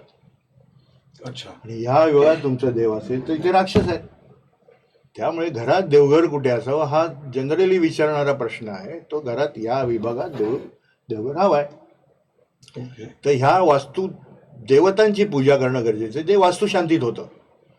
वास्तुपुरुष मंडळ हे 73 देवता म्हणजे 45 अंगदेवता 20 सूत्र देवता आणि 8 बाह्य देवता अशा 73 देवतांची पूजन केलं जातं. आणि वास्तुशांतीमध्ये. वास्तुशांतीमध्ये आणि ते गुरुजी करतात. 4-5 गुरुजी असतात आणि ते म्हणून वास्तुशांती पण आपल्याला गरजेची आहे. आणि ह्याच्यामध्ये बघितलं वास्तुपुरुष हा ईशान्येला डोकं केलेला असतो आणि तो आग्नेयला जमिनीत निक्षेप केला जातो त्याच पूजल्यानंतर. आणि मग कोणाला जमलं तर कोणाला इच्छा असेल तर मी वास्तुपुरुषाचा मंत्र पाठवीन आणि तो रोज रात्री झोपताना म्हणायचा. पण माझा असा प्रश्न आहे की वास्तुपुरुष आता फ्लॅटमध्ये आपण म्हणतो की जमिनीमध्ये पुरावा वगैरे, किंवा फ्लॅटमध्ये त्याचं हे काय करावं? फ्लॅटमध्ये तुम्हाला सेंटरला उभं आग्नेय दिशा मिळतेच ना. नाही नाही, त्याला फ्लॅटमध्ये असा ठेवायचा का नाही पूजेमध्ये जमिनीला निक्षेप करायचा. जमिनीमध्ये अच्छा, खड्डा करून. पूजेत असेल हो, तर हो. नाही नाही, पूजेत नाही ठेवायचा. पूजेत नाही ठेवायचं. ठेवायचं. वास्तू प्रतिमा. ती प्रतिमाच पुरवली जाते. आग्नेय अच्छा, दिशा. पण पूजेत असेल तर? पूजेत शक्यतो ठेवू नये, कारण आफ्टर ऑल देव असला तरी तो भूत आहे ना, अच्छा, म्हणून म्हणजे नाही ठेवत जनरली. त्यामुळे मग वास्तुशांती करणं गरजेचं आहे आणि तो पुरालाच पाहिजे खाली. अच्छा, म्हणजे मग एखादा ते समजा देवघरात नाही. असेल तर त्याचा उपयोग नाही. नाही, उपयोगच नाही, मग ते चांगलं नाही. अच्छा, मग वास्तुशांत केव्हा करावी व कशी करावी याबाबत काही नियम आहेत हा, का? मग हे वास्तुपुरुषाचा आणि वास्तुशांती झालं. तर वास्तुशांत ह्या मुहूर्त साधारण दिवाळीनंतर चालू होतात. 1-2-4 महिने असतात. साधारण जानेवारीपर्यंत हे असतात आणि त्याच्यामुळे मुहूर्त बघूनच गुरुजी ते करतात. आता काही वेळा काय असतं का आपण जातकांचं म्हणजे ज्या यजमानांचं आपण चंद्रबळ वगैरे बघून बघतो, पण ह्या मुहूर्ताला तसं नाही आहे. तर तुम्ही कधीही करू शकता. गणेशपूजन, पुण्यावाचन, नवग्रह शांती, रुद्र कलश, गृहप्रवेश हे सगळं वास्तुशांतीमध्ये पकडलं जातं. आणि ते सगळं आता मुहूर्त चालू झाले, दिवाळीनंतर नाही, चालू पण होतं. आता ठीक आहे, दिवाळीपर्यंत चालू झाले, पण काही वेळेला काय होतं की एखाद्या फ्लॅटचा ताबा मिळत नाही किंवा फ्लॅटचा उशिरा ताबा मिळतो. अशासाठी मी विचारतो की आता समजा मला मे मध्ये ताबा मिळणार आहे, तर त्याने ती मे मध्ये ताबा मिळाल्यावर मग लगेचच वास्तुशांत करावी का पहिल्यांदा गृहप्रवेश करून घ्यावा आणि मग गुरुजींना विचारून वास्तुशांत करावी, असं काही आहे का? नाही, असं काही नाही आहे. ते इच्छुक आहे तुमचं. पण मला तर वाटतं की सुरुवातीला वास्तुशांती करावी आणि नंतर गणेश कारण सर्वसाधारणपणे आपण गृहप्रवेश करतो, बरोबर आहे. गणपती पूजन, गणेश पूजन वगैरे करतो, आणि मग असंही लोक म्हणतात की पहिलं गणेश पूजन करून घ्यावं, लोकांना घर दाखवावं आणि मग वास्तुशांत करावी. ते एकदम उत्तम आहे. म्हणजे याबद्दल थोडंसं मला विस्तृत सांगा, नाही, कसं म्हणजे आहे, सगळ्या आमच्या रसिक बरोबर. प्रेक्षकांना थोडं हा- विस्तृत सांगितलं तर बरोबर होईल. कारण हा गणेश पूजन आणि वास्तुशांत हे नंतर करावं. कसं आहे, आता हा माझा वैयक्तिक आहे. वैयक्तिक माझं असं वाटतं की बघा, तुम्ही एखादा मोठा ब्लॉक घेतला तर कुठेतरी थोडं कोणाला तरी लागतंच ना ते, की बाबा अरे पैसा काय असेल या कुठून एवढा मोठा घेतला, तर असं पण लागू शकतो. ते तुम्ही आपण म्हणतो ते बुरी नजर. तर म्हणून गृहप्रवेश केल्यानंतर तुम्ही राहायला गेल्यानंतर सगळ्यांना पार्टी द्या, भले ती पार्टी कसली असो, पार्टी बरोबर. द्या, घर दाखवा, त्यांच्या त्यांच्या ह्याच्याप्रमाणे करा, मस्त करा. आणि वास्तुशांती नंतर करा, कारण ती जी त्याने आल्यानंतर जी निगेटिव्हिटी असते ती वास्तुशांती केल्यावर निघून जाते. कारण कसं आहे की नंतर केल्यानंतर ती पॉझिटिव्ह घर होतं. कारण जनरली कसं असतं की घर कोणतेही बांधल्यानंतर बांधकाम चालू असताना ज्या 45 देवता आहेत, ह्या देवता पहिले ग्राउंडला म्हणजे त्या ब्लॉकच्या जमिनीला, फ्लोरिंगला, त्याच्यानंतर भिंतीवर, त्याच्यानंतर छतावर अशा निर्माण होतात. आणि त्या झाल्यानंतर ते सगळ्या वास्तुशांती झाल्यावर सगळे एकत्र येतात. अच्छा, म्हणजे जमिनीवर त्यांचं स्थानापन्न नव्हतं, म्हणून वास्तुशांती करावी. आणि ते तुम्हाला आशीर्वाद देणारच आहे. सगळ्या देवता तुम्हाला, त्यांना एखाद्याला श्रीखंड आवडत असेल त्याला श्रीखंड दिलं, खुशच होणार ना. त्याप्रमाणे त्या देवतांना नंतर आपण खुश करू शकतो. म्हणून वास्तुशांती नंतरच करावी. घराची रचना कशी असावी सर्वसाधारणपणे? ओके, एक जनरली काही लोकांचं थोडंसं जर आम्हाला दाखवलं हो. त्याच्यामध्ये. काही लोकांचं हे असतं की अग्नेला किचन, दक्षिण निवृत्त पश्चिमेला बेडरूम आणि वायव्येला मुलींची खोली, मुलांची उत्तरेला तिजोरी, इथे मेडिटेशन किंवा ज्येष्ठांची खोली, टॉयलेट, हे बाथरूम वगैरे, असं सगळे ठोक अंदाज आहे. तर त्याच्यामुळे जर आपण बघितलं तर थोडीशी एखादी घराची रचना जर दाखवली ओके म्हणजे बरोबर. तर आपण हे जर घर बघितलं असं, तर इथे किचन असतं जनरली, आणि इथे टॉयलेट घेतात हल्ली, इथे बेडरूम आहे, इथे बेडरूम आहे, इथे एक बेडरूम आहे, इथे समजा देवघर घेतलं, इथे ज्येष्ठांची बेडरूम आहे, इथे साधारण घेतलं तर तुम्ही बाथरूम घेऊ शकता, इथे टॉयलेट घेऊ शकता. पण आता ह्याच्यामध्ये दोन प्रश्न असे आहेत की आता आपण ह्या 8 दिशा बघितल्या, बरोबर. पण आता मॉडर्न आर्किटेक्चरप्रमाणे विश्वकर्मा प्रकाशमध्ये सांगितलं आहे की north east to south east there should be 8 part. प्रत्येक याच्यात 8 घेतल्या तर आपल्याला 32 दिशा मिळतात. आणि आज आम्ही 32 दिशावर काम करतो. ओके. पहिले 4 दिशा, पूर्वी 4 मुख्य हा, दिशा आणि 4 उपदिशा उपदिशा एवढंच होतं. आता म्हणजे त्याच्यातलेही परत त्यांच्याही हा. 4 दिशा 4 उपदिशा. दिशा आता सगळ्या बनवून आम्ही 32 दिशावर काम करतो. हे सांगण्याचा मुख्य असा उद्देश आहे हा, की हे लोकांना माहिती हा, नव्हतं की लोकांना- या 32 दिशा आता येस, आता आपण आत्ताच्या थोडंसं नवीन शास्त्राप्रमाणे कॉम्पॅक्ट केलेलं आहे. ते कॉम्पॅक्ट केलं जसं जसं आता मॉडर्न आर्किटेक्चर येत आहे. मला मॉडर्न आर्किटेक्चर आणि ट्रॅडिशनल वास्तूमध्ये डिलीट मिळालेली आहे. ओके. ज्यावेळेस अभिनंदन आपलं पहिलं. 100 जणांना PhD देतात तेव्हा एका डिलीट मिळते. म्हणजे मोठा आहे. सांगायचा मुद्दा असा की आता पुढे मी तुम्हाला उदाहरण देईन, जसं जसं आपली चर्चा होईल तसंच काही आहे. उदाहरण देईन. तर इथे साधारणतः कुठे पलंग असा हे महत्वाचं आहे. तर इथे साधारण हा झोन आहे, हा डलचा झोन आहे, हा झोन आहे, हा डिप्रेशनचा झोन आहे, हा झोन आहे, हा साधारण खर्चाचा झोन आहे. थोडक्यात म्हणू आपण त्याला Okay. डिस्पोजल म्हणूया थोडक्यात. तर इथे तो बेडरूममध्ये पलंग नसावा. पलंग इथे आज रेग्युलर स्टँडर्ड एक चार्ट आहे की नैऋत्येला बेडरूम असावे, पण नैऋत्येला बेडरूमला कुठेही बेड असावं हे महत्वाचं. ते आपण सांगू शकतो, नंतर ड्रॉइंगवरून सांगू शकतो नक्की. याच्यावर मला एक आणखीन वेगळा प्रश्न थोडासा विचारायचा बोला. की आता हे आपण नकाशा काढून दाखवला आपण, ओके. किंवा ह्या दिशेचं आता मगाशी सांगितलं त्याप्रमाणे आपण षटकोनी घर असतं किंवा ब्लॉक षटकोनी तयार होतात वगैरे. ओके. हे आपण जे म्हणाल की हे ब्रह्मस्थान आहे. येस. जनरल घरामध्ये ब्रह्मस्थान नेमकं ओळखायचं कसं? ओके. साधारणतः हे जे असतं सर्वसाधारण घरामध्ये की ते सर्वसाधारण. दिशेमध्ये नसेल ओके. तरी त्याचं ब्रह्मस्थान कसं ओळखावं किंवा त्याला काय परिमाण आहे? हे साधारण आज काय झालं की इंच जागेचे आपण पैसे देतोय. त्यामुळे बरोबर, त्यामुळे हे बिल्डर बांधतात ते समजा कसं आहे, माडाची चाळीस म्हणूया आपण, सरळ खोके असतात ते, तिथे कोणी घ्यायला करत नाही. मग एक विभाग थोडा पुढे आलेला, एक मागे आलेला, ह्याच्यामुळे असे हे तयार होतात. मग आपण काय करायचं की साधारणतः ड्रॉइंग बघितलं तर हा कम्प्लीट आयत किंवा चौरस बनवायचा. बरोबर. ओके. आणि त्याच्यानंतर ह्या कर्ण काढायचे 2. हे आलं ते तुमचं सेंटर, हे घराचं ब्रह्मस्थान. अच्छा, म्हणजे आपणच नकाशा नकाशावर तयार काढा. करायचं आणि त्याचं ब्रह्मस्थान sir. मापाने Yes, शोधायचं आणि ते ब्रह्मस्थान. येस. मग साधारणतः याचे 3 भाग करायचे. हा मधला भाग येतो हे ब्रह्मस्थान, परत याचे 3 करायचे आणि एक्झॅक्ट होतो तो एक्झॅक्ट सेंटर पॉईंट. ओके. पण सर्वसाधारण असा 3 भाग करून त्याचे 2 कर्ण Yes, yes. काढून त्याचा ते आपलं ब्रह्मस्थान झालं. ब्रह्मस्थान झालं. त्याच्यामध्ये आणखीन डिटेल आहे, ते डिटेल आणखीन भरपूर आहे. भरपूर आहे. पण त्या ब्रह्मस्थानामुळे काही त्याचे परिणाम होतात. आता आपण साधा हे दिशांचा हा मी नंतर विचारणारच आहे आपल्याला प्रश्न, पण ब्रह्मस्थानाचं महत्व काय? ब्रह्मस्थान बघा, आता आपली नाभीवर दाब द्या, कसं वाटतंय? हो. अनइझी होईल ना. तिथे वास्तुपुरुषाची नाभी आहे. हा वास्तुपुरुष असा आहे, इथे त्याची नाभी असल्यामुळे त्याच्या पोटाचे प्रॉब्लेम येणारच ना. आणि ब्रह्मस्थान हे आता सगळं कशासाठी करतो आपण? पोटासाठी. आरोग्य. पोट खराब तर सगळंच खराब.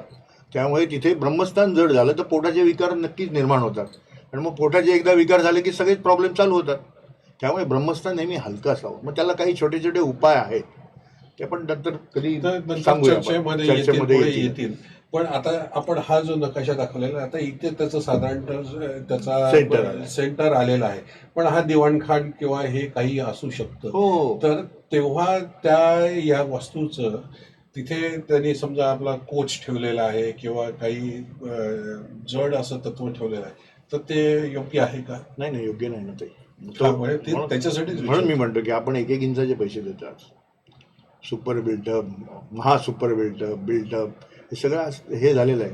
त्याच्यामुळे तिथे शक्यतो काही ठेवू नये.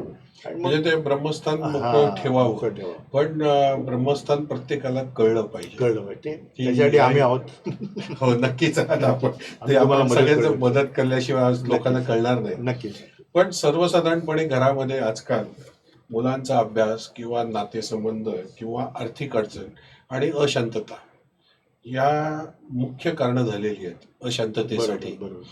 पण ही अशांतता या अशा वास्तुदोषामुळे होऊ शकते की वास्तुरचनेमुळे होऊ शकते, का त्याच्यासाठी ही वास्तुरचनेप्रमाणे त्याचा शरीरावर परिणाम होतो म्हणून होते? बरोबर. हा थोडासा वेगवेगळा मुलांचा अभ्यास कसा कुठल्या दिशेला असावा?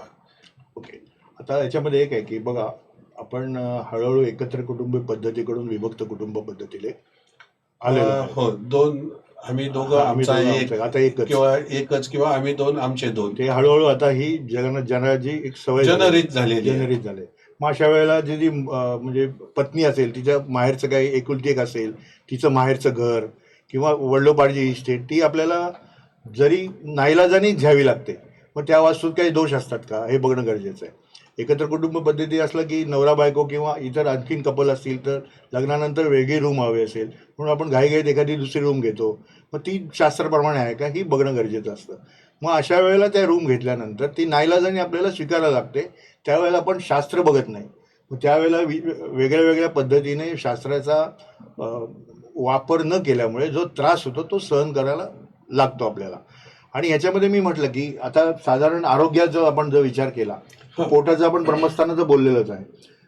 इथे जलतत्व आहे, जलतत्व आणि इथे डोकं आहे वास्तुपुरुषाचं.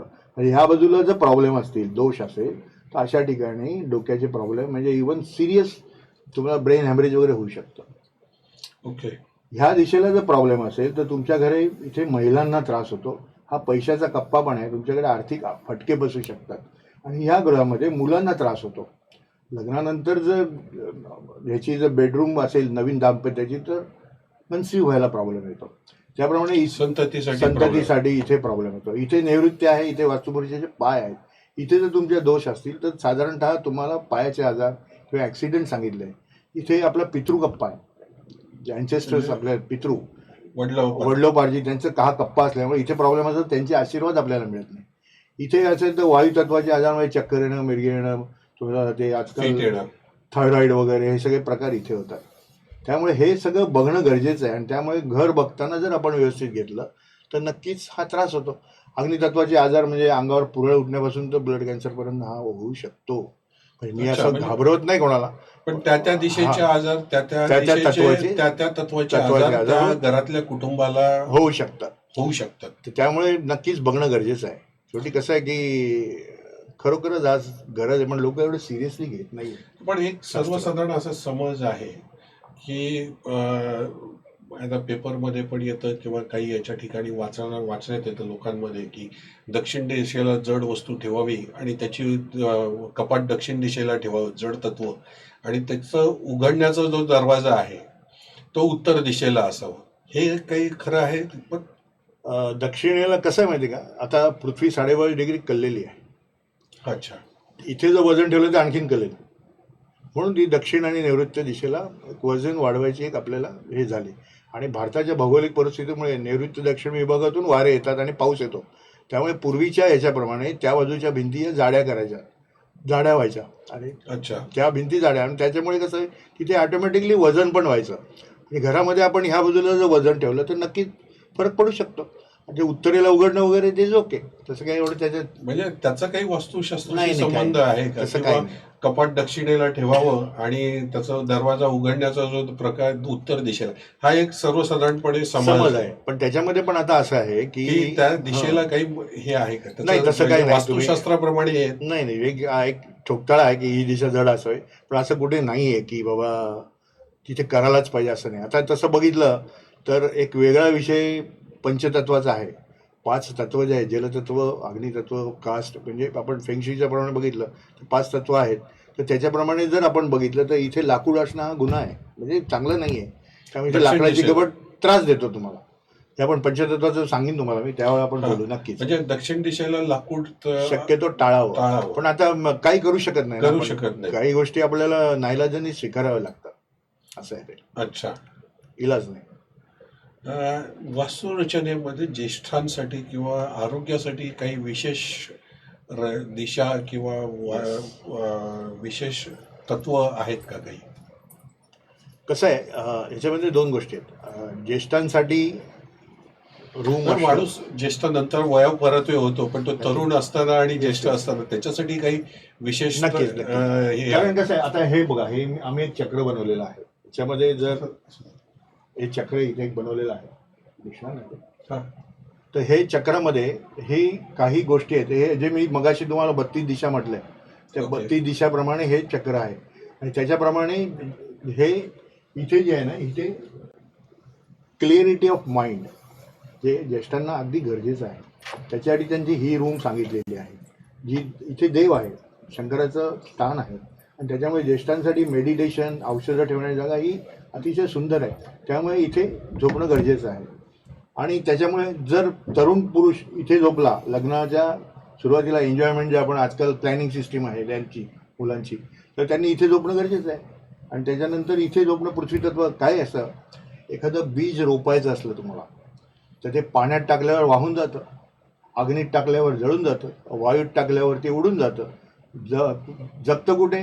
पृथ्वीतत्वात, मातीमध्ये. मग इथे पृथ्वीतत्व आहे. आणि त्यामुळे तुम्हाला जेव्हा हे पाहिजे, अपत्याची जेव्हा इच्छा असेल, तेव्हा तुम्ही इथे झोपायची सोय केली तर नक्कीच तो उपाय करू शकतो. आणि हजारो लोकांना याचा फायदा झालेला आहे या छोट्याशा गोष्टीचा. त्यामुळे आता समजा एक बाई आहे आणि ती 2 मुलांकडे राहते, बाई किंवा पुरुष, आपण ज्येष्ठ नागरिक. त्या एका मुलाकडे गेल्यावर ती चिडचिडी झाली आणि दुसऱ्या मुलाकडे गेल्यावर ती शांत व्हायची. हा जेव्हा केस स्टडी झाली तेव्हा असं बघितलं की ती बाई एका घरामध्ये आग्नेला झोपायची, जिथे गरमागरमी आहे, तिथे ती सुनेला बोलणार, घरात भांडणं, आणि ही इथे आली तिथे शांत व्हायची. त्यामुळे ही दिशेचा मोठा प्रभाव पडतो. आणि सूर्यमंडळाप्रमाणे जर आपण बघितलं तर 3-3 तासाला सूर्याची दिशा बदलते. त्याचा तो आता वेगळा विषय आहे. तर त्याप्रमाणे जर झोपायचं हे केलं तर तुम्हाला नक्कीच फायदा होऊ शकतो. म्हणजे आपण आता म्हणालात की 3 तासाला दिशा बदलते आणि त्याचा परिणाम होतो. नक्कीच. म्हणजे त्या माणसाने 3 तास लक्षात ठेवून तसं वागावं, एवढं असं काही आहे? असं नाही. जनरली कसं असतं, थोडक्यामध्ये सांगतो की ह्या बाजूला सूर्याचं तापमान जास्त असल्यामुळे रात्री हा भाग ऍक्टिव्हेट होतो.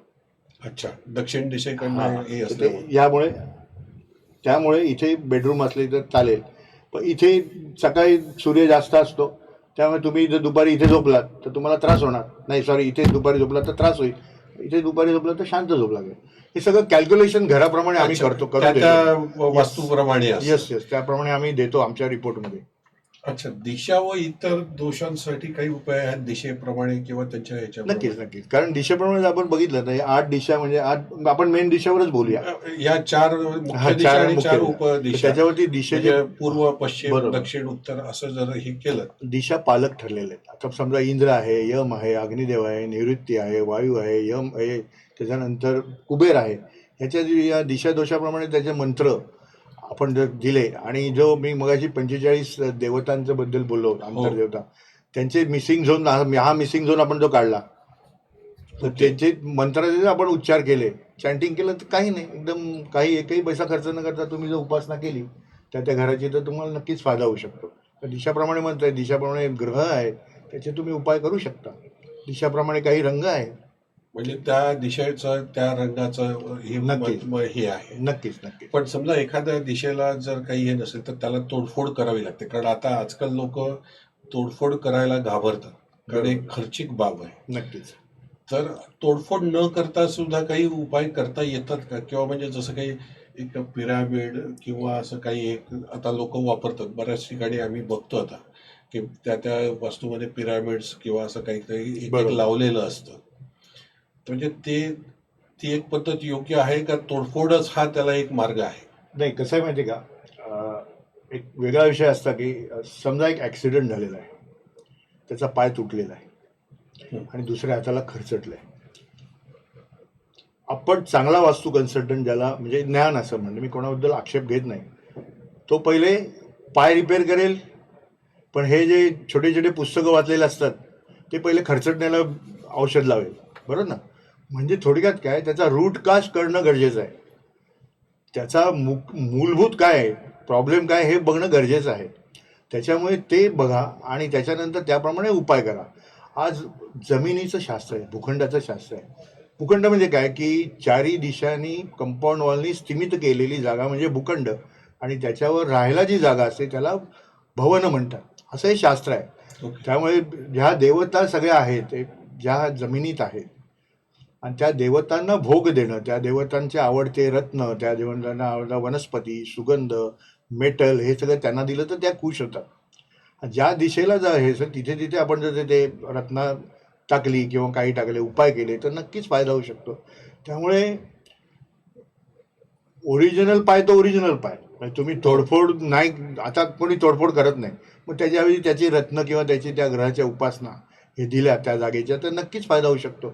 आणि आम्ही असं नक्कीच म्हणत नाही की आम्ही काय करतो, तुमच्या घरातले प्रॉब्लेमची तीव्रता कमी करतो. म्हणजे 100% हा. प्रॉब्लेम दूर होत नाही, पण त्याचा प्रभाव कमी होतो, प्रभाव दोषाचा. कमी होतो. तेच महत्वाचं, आपल्याला तेच हवं आहे ना. तेच हवंय. कारण शेवटी नियती ती नियतीच आहे. जे आहे ते म्हणजे विधिलिखित आहे ते हा. घडणारच आहे. प्रारब्ध, कर्म आणि शास्त्र हे तीन वेगळ्या वेगळ्या गोष्टी आहेत. कर्म तुम्ही चांगलं केलं तर चांगलंच होणार. प्रारब्ध तुम्ही जन्मात जे कुंडलीमध्ये ग्रह घेऊन ते तुम्हाला चालणारच ना. शेवटी त्याची उपासना करायला लागते. फक्त कर्म तुमच्या हातात आहे आणि शास्त्रानुसार घर घेणं हे तुमच्या हातात आहे. आणि जर नसेल तर आपल्याला छोटे मोठे उपाय, आज आमची संस्था जवळजवळ 1,500 उपाय शिकवते लोकांना. त्याच्यामध्ये मेटल आहे, सुगंध, वनस्पती, रत्न, बरेच काय उपासना आहेत. काही आजकाल अरोमा ऑइल्स निघाले आहेत. छोटे मोठे काही आमच्याकडे कार्ड्स आहेत, ते आम्ही तुम्हाला देतो तुमच्या जन्मतारखेप्रमाणे. हे सगळं होऊ शकतं आणि तीव्रता नक्कीच कमी होऊ शकते. अच्छा, एखादं असं आपण आता दिशावरनं चांगला हे केलं, पण आता नवीन एक प्रकार आलेला आहे की फेंगशुई. ते पाण्यात कासव ठेवायचं किंवा या दिशेला कासव ठेवा, या दिशेला लाफिंग बुद्धा ठेवा, किंवा ते बांबूचं कुठलं एक झाड आहे, झाड ठेवा. झाड ठेवा. हे सगळं चीनचं आहे.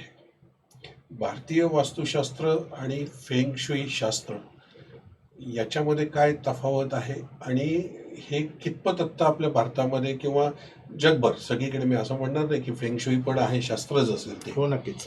पण त्याचा उपयोग आपल्याला होऊ शकतो का? त्याचं थोडं जर आम्हाला फेंगशुई शास्त्र आणि भारतीय वास्तुशास्त्र याबद्दल थोडं विस्तृत सांगितलं तर बरं होईल. कसं आहे, भारतीय वास्तुशास्त्र हे 2 स्ट्रीम थेअरी आहे. म्हणजे इकडून ऊर्जा आणि इकडून ऊर्जा, चांगल्या ऊर्जा याच्यावर आधारित संपूर्ण आहे, जे जमिनीचं शास्त्र आहे. हजारो वर्षापूर्वी काही चाचे मंडळी किंवा बुद्ध भिक्षुकाकडून आपली शास्त्र हे तिकडे गेलं. ओके. चायनामध्ये म्हणजे प्रवाहामध्ये ते गेलं. आणि आपण पण तेवढं बघितलं नसेल कोणी त्यावेळेला, आपल्याला नाही, किंवा कल्पना आहे. म्हणजे हां. त्याचं देवाणघेवाण झाली असेल काही त्यावेळेस. असेल. तर त्याच्यामुळे कसं ते तिकडे गेलं आणि ती लोक आपल्यापेक्षा मार्केटिंगला नक्कीच चांगले आहेत. त्यांनी जगभर मार्केटिंग केलं आणि त्यांचं ते बेडूक ते सगळं झाले. आता प्रश्न असा आहे की चायना आणि भारत कम्प्लीट उलटा आहे. भारताच्या उत्तर दिशेला स्फटिकाचा हिमालय आहे, पवित्र नद्या आहेत, शंकराचं वास्तव्य म्हणून आपण पूर्व दिशा आणि उत्तर दिशेला शुभ मानतो, नॉर्थ आणि पूर्वेला शुभ मानतो, कारण आपण आर्य लोक आहोत, सूर्याची उपासना आपण करतो. चायनाच्या उत्तर आणि पूर्व विभागात सेबेरियन वाळवंटाची पिवळी घाण माती आहे आणि चायनाची लोकसंख्या ही सगळी दक्षिण नैऋत्य पश्चिमेला आहे. अच्छा, म्हणजे हा. या बाजूला आहे. तर ते लोक त्या दिशेला अशुभ मानतात आणि आपण त्या दिशेला शुभ मानतो. बरोबर की नाही? अच्छा, म्हणजे कम्प्लीट उलट आहे. म्हणजे आपण हिमालयाकडची बाजू हा. अतिशय Yes. पवित्र मानतो, आणि मानतो. ते लोक त्यांच्या उत्तरेची त्यांची त्यांची उत्तरेला- दक्षिण बाजू आहे हा.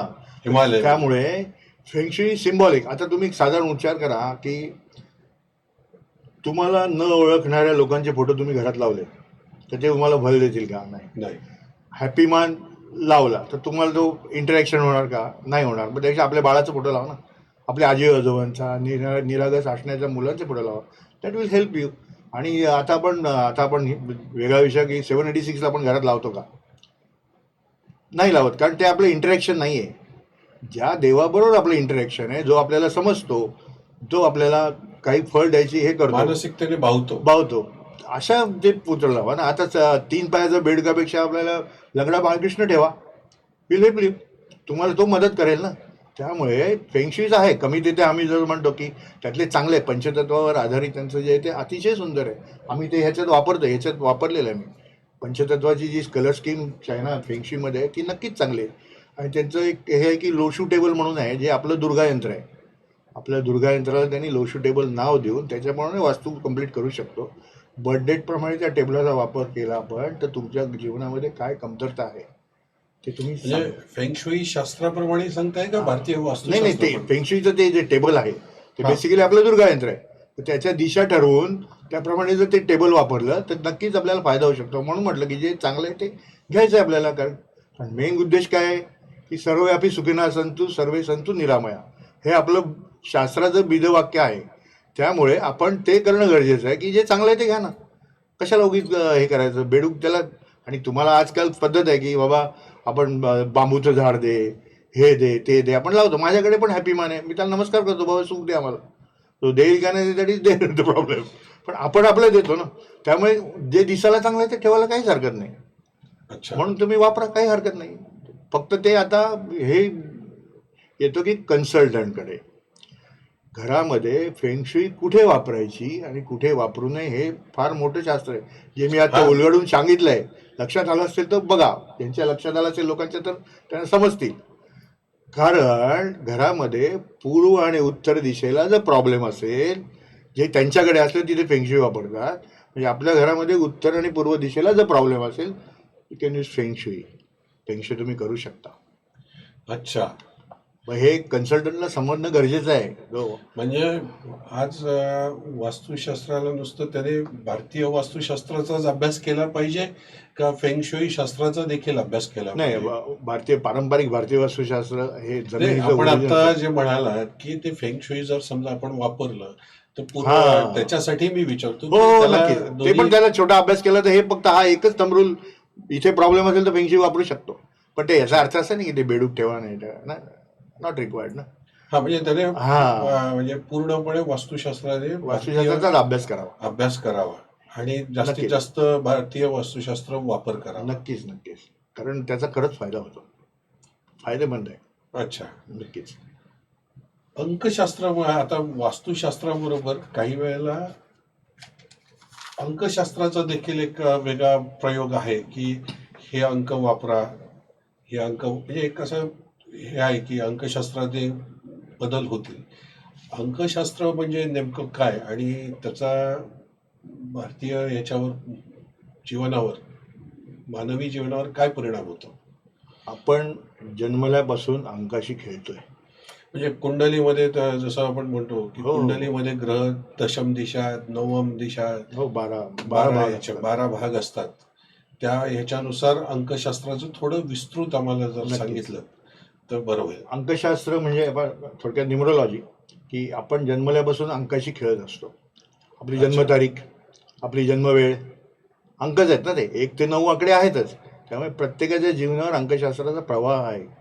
आपली जन्मतारीख, टोटल तारीख, हा पहिले 2, आता समजा 13 आहे तर तो पहिले 3 आणि 1 4 मुलांक होतो.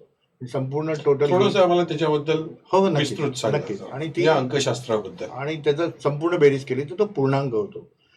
1 नंबर आहे हा रवीचा आहे, तो तुम्हाला ऊर्जा देतो. 2 नंबर आहे हा चंद्राचा आहे. 3 नंबर आहे हा बुधाचा आहे. 3 नंबर गुरुचा. 4 नंबर तुमचा 4 नंबर हा राहू म्हणजे हर्षल म्हणूया आपण.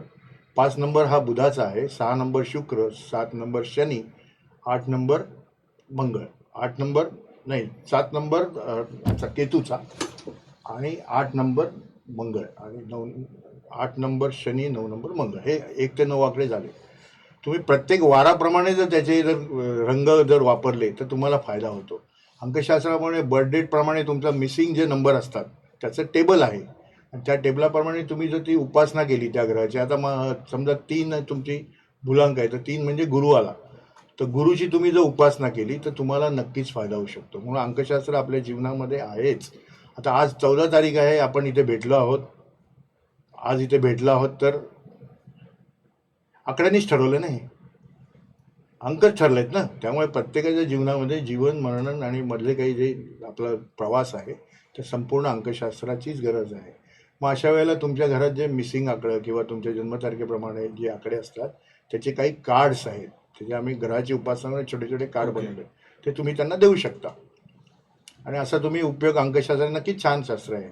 आज तुम्ही तुमच्या नावाचं स्पेलिंग, तुमच्या जर तुम्ही बिझनेसमन असेल तर तुमच्या कंपनीचं स्पेलिंग, तुमच्या जन्मतारीख, हे सगळ्याचं स्पंदनं जर एकत्र केली तर तुमचा बिझनेस चालायला मदत होते. म्हणून आम्ही नेहमीच म्हणतो की तुमच्या धंद्यावर किंवा बिझनेसवर जर प्रेम असेल तर अंकशास्त्राचा वापर करा. तुमची रास, तुमची जन्मतारीख, तुमचा मूलांक, तुमचा पूर्णांक यांनी जर तुम्ही नीट अभ्यास केला तर एखादा शब्द ॲड करणं वगैरे जे आहे ते तुम्ही करून तुमचं जीवन सुखी बनवू शकता. नक्कीच. अंकशास्त्रामागे आपण मगाशी म्हटलं की अंकशास्त्रामुळे दोन लोक भेटतात. तर असं मला विचारायचं आहे की एक कॉमन प्रश्न आहे की सर्वसाधारण प्रत्येक वेळी लोक मीटिंगमध्ये भेटतात किंवा हा एक वेगळा माणूस भेटतो, तो एक वेगळा माणूस भेटतो. काहींची दोस्ती होते, काहींची तेवढ्यापुरता संबंध राहतो, काहींचा वर्षानुवर्ष टिकतो. ह्याच्यामध्ये काही अंकशास्त्र आहे की एखादा तर आपण म्हणतो की हा माझा क्लोज फ्रेंड आहे किंवा हा माझा बिझनेस पार्टनर आहे किंवा बिझनेस आहे, नक्कीच. मीटिंग बिझनेस पार्टनर म्हणा किंवा बिझनेस मित्र आहे किंवा एक हाय हॅलो पुरता पण मित्र असतो. नक्कीच. तर ह्या गोष्टी कशा करतात? कसं आहे, म्हणजे ह्या गोष्टी सर्वसाधारणपणे कशा घडतात की एखाद्या माणसाची पूर्वापार ओळख राहते, एखाद्या माणसाची ठराविक कालावधीपुरती ओळख राहते किंवा एखादा माणूस काही कारणानिमित्तानंच तो भेटतो. नक्कीच. तर हे याच्या मागे पण काही शास्त्र आहे का? प्रत्येक अंकाचं वैशिष्ट्य वेगळं आहे. प्रत्येक अंक घेतला 1 ते 9 आकडे तर प्रत्येकाची वैशिष्ट्य वेगळी, त्याचा स्वभाव, अच्छा. त्याचं हे सगळं वर्णन करता येतं. प्रत्येक अंकाला मित्र आहेत, तसे शत्रू आहेत, तशी तटस्थ पण आहेत. एखादा आकडा घेतला, आता पार्टनरशिपमध्ये एक आकडा ज्याचा असेल आणि त्यांनी जर दुसरा त्याला शत्रू अंकावाला जर मित्र करायला गेला तर त्यांचं जमणार नाही. हे आपण सल्ला काव्या देतो की ज्या वेळेला पार्टनरशिपमध्ये बिझनेस करायचा असतो त्यावेळेला आपण दोघांची जन्मतारीख बघतो आणि त्याच्याप्रमाणे आपण त्यांना सांगतो की ह्याच्याशी तू पार्टनरशिप कर किंवा नको करू. हे नक्कीच फायदेशीर आहे. मग त्याला दोघांना एकत्र करून त्याची जन्मतारीख घेऊन, त्यांच्या नावाची स्पेलिंग घेऊन, त्याचं स्पंदनं काढली जातात, त्यांची मूलांक काढली जातात. तर प्रत्येक लेटरला एक एक अंक दिलेला आहे आणि त्या अंकामुळे आपण जर टोटल केली तर ते कम्प्लीट तुम्हाला बुद्ध्यांक किंवा भाग्यांक हे सगळे निघतात आणि ह्याचं मोठं कॅल्क्युलेशन आहे. आणि त्यामुळे जर टॅली केलं, तुमची स्पंदनं एकत्र केली तर तुम्हाला नक्कीच जीवनामध्ये फायदा होऊ शकतो. हे बघणं जास्त गरजेचं आहे. पण माझा असा प्रश्न होता की या ज्या गोष्टी घडतात त्या कशामुळे घडतात? की एखादा मित्र होतो, एखादा तटस्थपणे तेवढ्यापुरता बिझनेस मीटिंग पुरता राहतो किंवा एखादा क्लोज फ्रेंड होतो. ह्या अंकशास्त्रामुळे घडून येतात की कसं? नाही, याच्यामध्ये बघा, एक तर रास महत्त्वाची आहे, एक त्यांचं रंग महत्त्वाचा आहे. त्यांचे आता म्हणजे रंग प्रत्येक राशीचे रंग, तुमच्या मुलांकाप्रमाणे रंग. आता आज रविवार आहे, रविवार म्हणजे केसरी आहे, सूर्य आहे केसरी साधारण. त्यामुळे हे महत्त्वाचं आहे की तुम्ही कसे वागता. एखादा माणूस बसल्यानंतर तो जो विरुद्ध ज्याला तत्व म्हणूया आपण, विरुद्ध तत्व वापरलं तर तिथे प्रॉब्लेम होऊ शकतात, गरमागरमी होऊ शकते. तर साधारण आपण फेंगशुईपर्यंत जर विचार केला तर ते जे सायकल आहे, आता हे जर बघितलं, इथे जलतत्व आहे, इथे वूड तत्व आहे, इथे फायर आहे, इथे पृथ्वी तत्व आहे आणि इथे मेटल आहे. हे एकमेकांना सपोर्ट करतात. आता फायर आणि अग्नीचं हे आहे, समजा त्यांनी निळा शर्ट घातला आणि त्यांनी लाल शर्ट घातला, अच्छा, तर ते प्रॉब्लेमॅटिक आहे. मग ते त्यांचे वादविवाद होतात. म्हणून आम्ही घरात, आता वेगळा विषय असा की महिलांना पण आपण सल्ले देतो की कोणत्या साडीला कुठला पदर असावा. आमच्या बाईसाहेब रागवतात आमच्या, पण ते इलाज नसतो. काही वेळा तुम्ही जर कॉन्ट्रास्ट अँटी कलर वापरले तर तुम्हाला त्रास होतो, अँटी तत्व वापरले त्रास होतो. मग अशा वेळेला त्यांचे जर ग्रह किंवा त्यांचे जे आकडे आहेत, त्यांचे जे बेसिक नंबर आहेत, हे जर विरुद्ध असले तर तुम्हाला त्रास होणारच.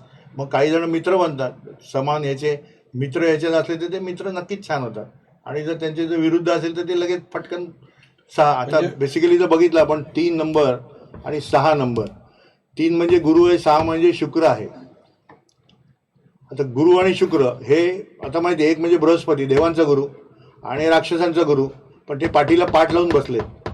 त्यामुळे ह्या दोघांमध्ये वाद होणार. एकाची त्यांमध्ये 3 असेल, एकाची 6 असेल, त्याचा मुलांक 3 असेल बर्थ डेट प्रमाणे किंवा याच्यामध्ये, तर नक्की त्रास होईल. म्हणजे यांची तोंड येतात. पण अंकशास्त्रामध्ये याला फायदाशीर पण म्हटलंय. म्हणून एका ज्योतिषाचा विचार केला तर एका ह्याच्यात गुरुची अंगठी आणि शुक्राची अंगठी दोन्ही एकत्र घातले त्या माणसाला नक्की त्रास होतो. आणि त्या माणसाला वैयक्तिक त्रास होतो. वैयक्तिक त्रास होतो. म्हणजे हेच बघणं गरजेचं आहे. कंपनीचं तुम्ही बघाल, एखादं फर्म असेल तर त्या फर्मचे जर तुम्ही स्पेलिंग वगैरे त्याचं जर स्पंदनं मॅच केली तर ती कंपनी नक्कीच चालते. म्हणून हे बघणं आज प्रत्येकाने गरज आहे. आणि बघण्यापेक्षा तुम्ही शिकणं गरजेचं आहे. म्हणजे प्रत्येकाने अंकशास्त्र शिकावं. थोडंसं शास्त्र, आपले जुने शास्त्र लोप होत चालले तो. ते आहे. सिमेंटच्या जंगलामध्ये घराचं शास्त्र बघत नाही कोण. त्यामुळे शिका.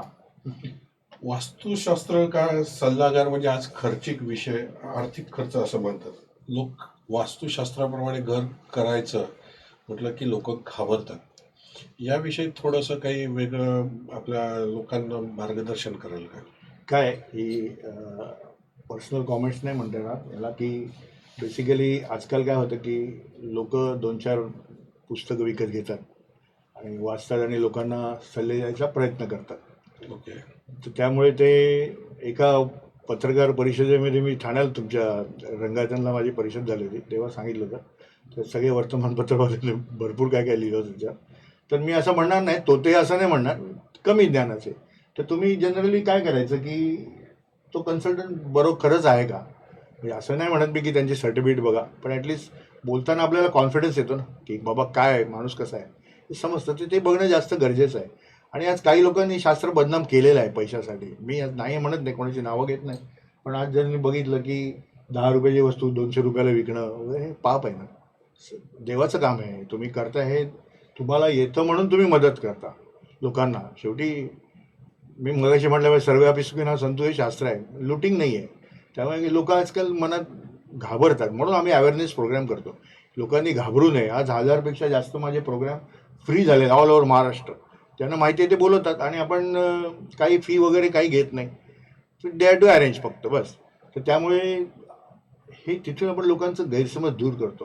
हे समाज कल्याणाचंच काम आहे. जे आमच्या बाबांनी आम्हाला एवढ्या वर्षापूर्वी सांगितलं की समाजाच्या उपयोगी पडा, लोकांच्या उपयोगी पडा. ते त्यांच्या चेहऱ्यावरचं जे हास्य असतं ते तुम्हाला महत्त्वाचं आहे, ते बघणं गरजेचं आहे. तर त्याच्यामुळे मी सांगतो की साधारणतः, आणि हे जर सूत्र पाळलं तुम्ही मगाशी मी म्हटल्याप्रमाणे +6 +4 +2, तर तुम्हाला जर प्रॉब्लेम असेल तर प्रत्येक दिशेसाठी हार्डली 3 ते 5 हजार खर्च येतो. हे 10,000 तुमचं घर छान होतं. ज्याप्रमाणे आपण लहान मुलांना BCG वगैरे जे लस देतो त्याप्रमाणे प्रत्येकाने हे जर ही दिशा इन्हान्स करा, ही दिशा इन्हान्स करा, तुम्हाला 50% प्रॉब्लेम तुमचे सॉल्व्ह होणार. ओके. मग आता इथे जलतत्व आहे. मग इथे तुम्ही चांदी वापरा, मोती वापरा, संगमरवर वापरा, पाणी वापरा, क्रिस्टल वापरा. हे गोष्ट तुम्ही करू शकता. म्हणजे त्या तत्व वाढवायची, ठेवायचे आणि ती त्याप्रमाणे वस्तू त्या दिशेला ठेवायची किंवा जमिनीत टाकायची. तर त्यामुळे अच्छा. तुम्हाला तो फायदा होतो. आणि मग इथून अपॉर्च्युनिटी जातं. म्हणजे तोंडाशी आलेला घास जो आपण म्हणतो तो निघून जातो. ते याच्यामुळे होतं. उत्तर दिशा, आणि उत्तर दिशा ही चंद्राची कारक आहे.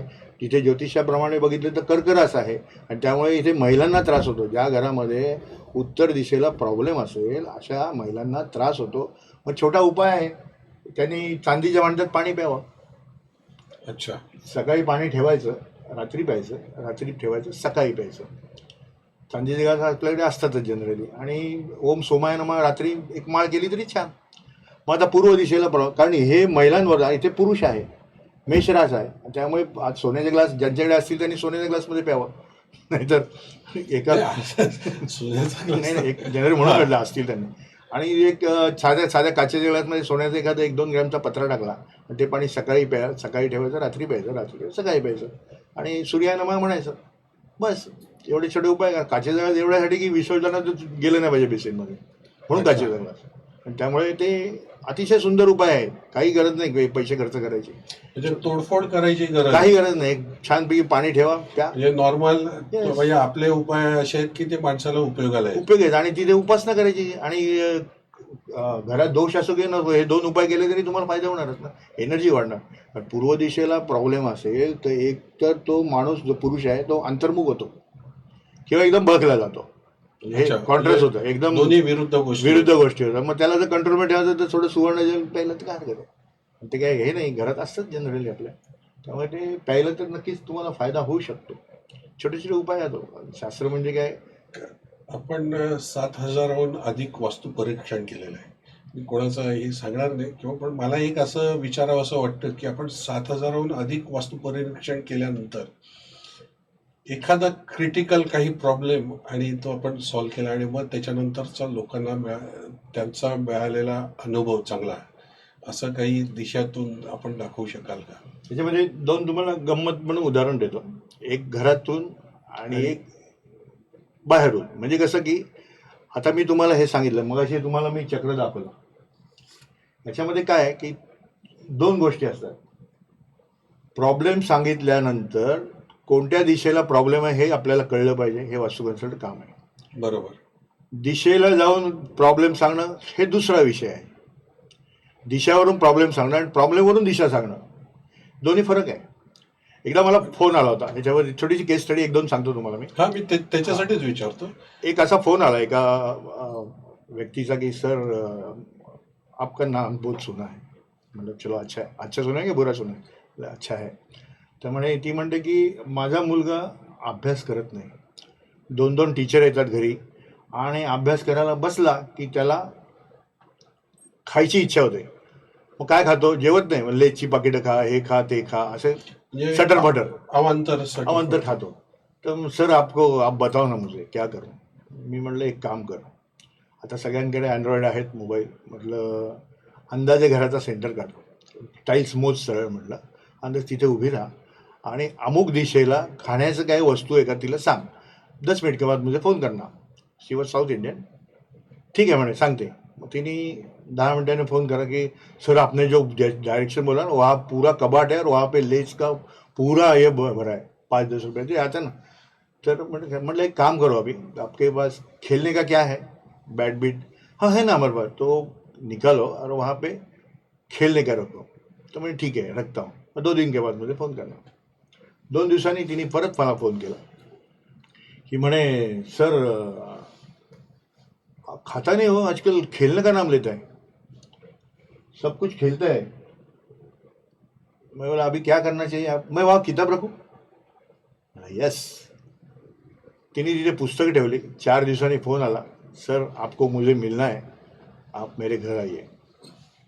तर तिथे त्यांच्या घरी गेलो आम्ही आणि सेम जे म्हटलं तसे प्रॉब्लेम सेम आहे. तर ही जागा जी आहे ती ह्याच्यात तुम्ही बघितलं तर ही जागा इथे आहे की स्किल अँड एज्युकेशन, म्हणजे इथे झोन आहे. तुमच्या मुलांची पुस्तकं तुम्ही इथे ठेवा, गेट द बेनिफिट. म्हणजे ते एक्झॅक्ट तुम्ही मॅप, हे टेंटेटिव्ह आहे. एक्झॅक्ट हे ह्याप्रमाणे देखील उत्तर आणि दक्षिणच्या नैऋत्य दिशेला कुठल्या दिशेला हे सांगणं आपण सांगू शकतो की इथे पुस्तकं ठेवा, तुम्हाला फायदा होईल. तर त्याप्रमाणे हे फोनवर चर्चा आहे. म्हणजे दोषानंतर दिशेला प्रॉब्लेम हे महत्त्वाचं आहे. आता दुसरं उदाहरण असं देतो की एक माझी एक स्टुडंटची भाची होती.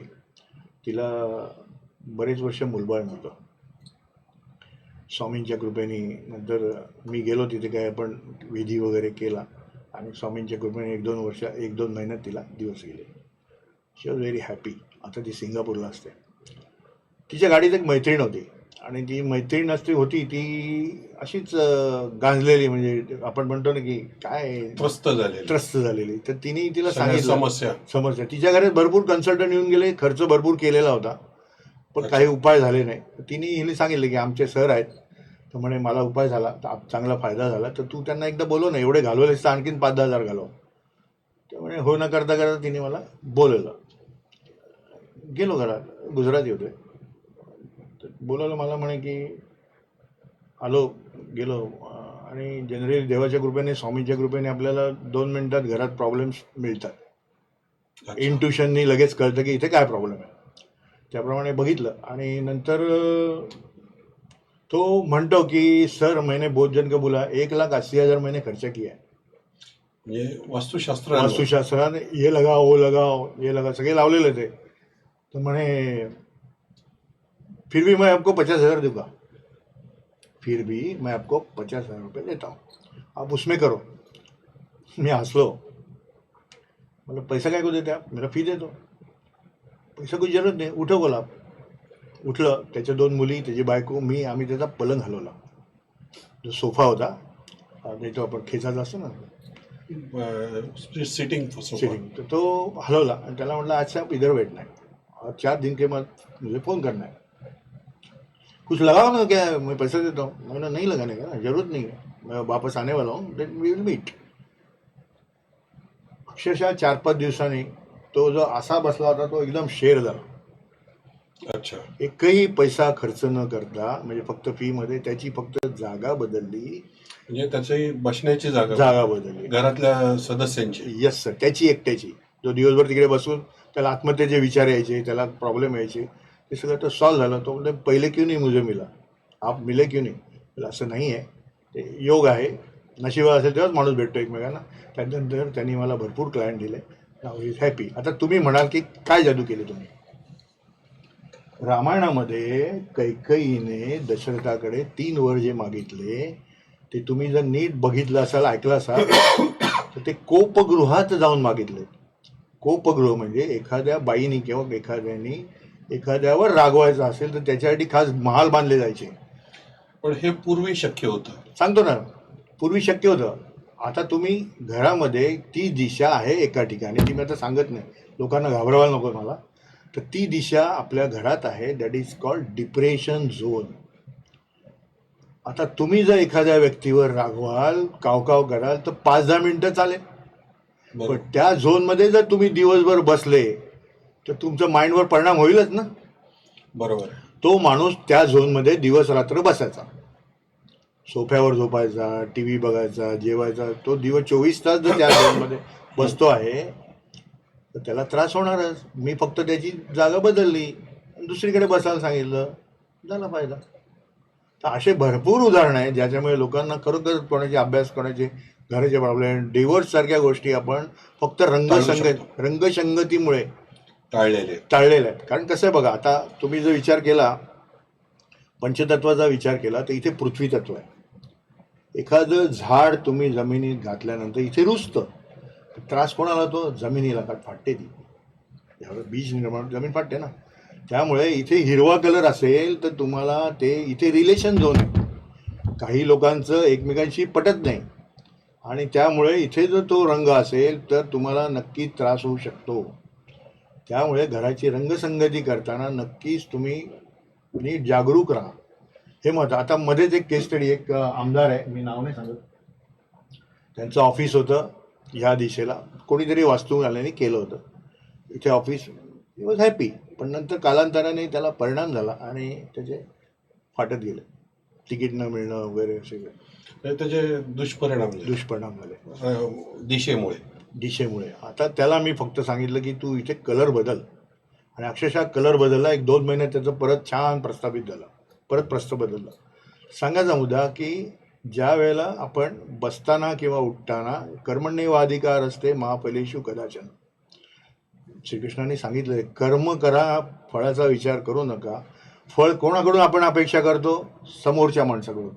म्हणून ज्याच्याकडून तुम्हाला फायदा करून घ्यायचा असेल त्याच्या समोर कधी बसू नका. अच्छा. ते कुठे बसायचं आम्ही क्लासमध्ये शिकवतो. ठीक आहे, बरोबर. तर हे महत्वाचं आहे की तुम्ही ते पाळा. आणि हे सगळं फार मोठं शास्त्र आहे. म्हणून अक्षरशः तळमळीने मी सांगतो की शिका.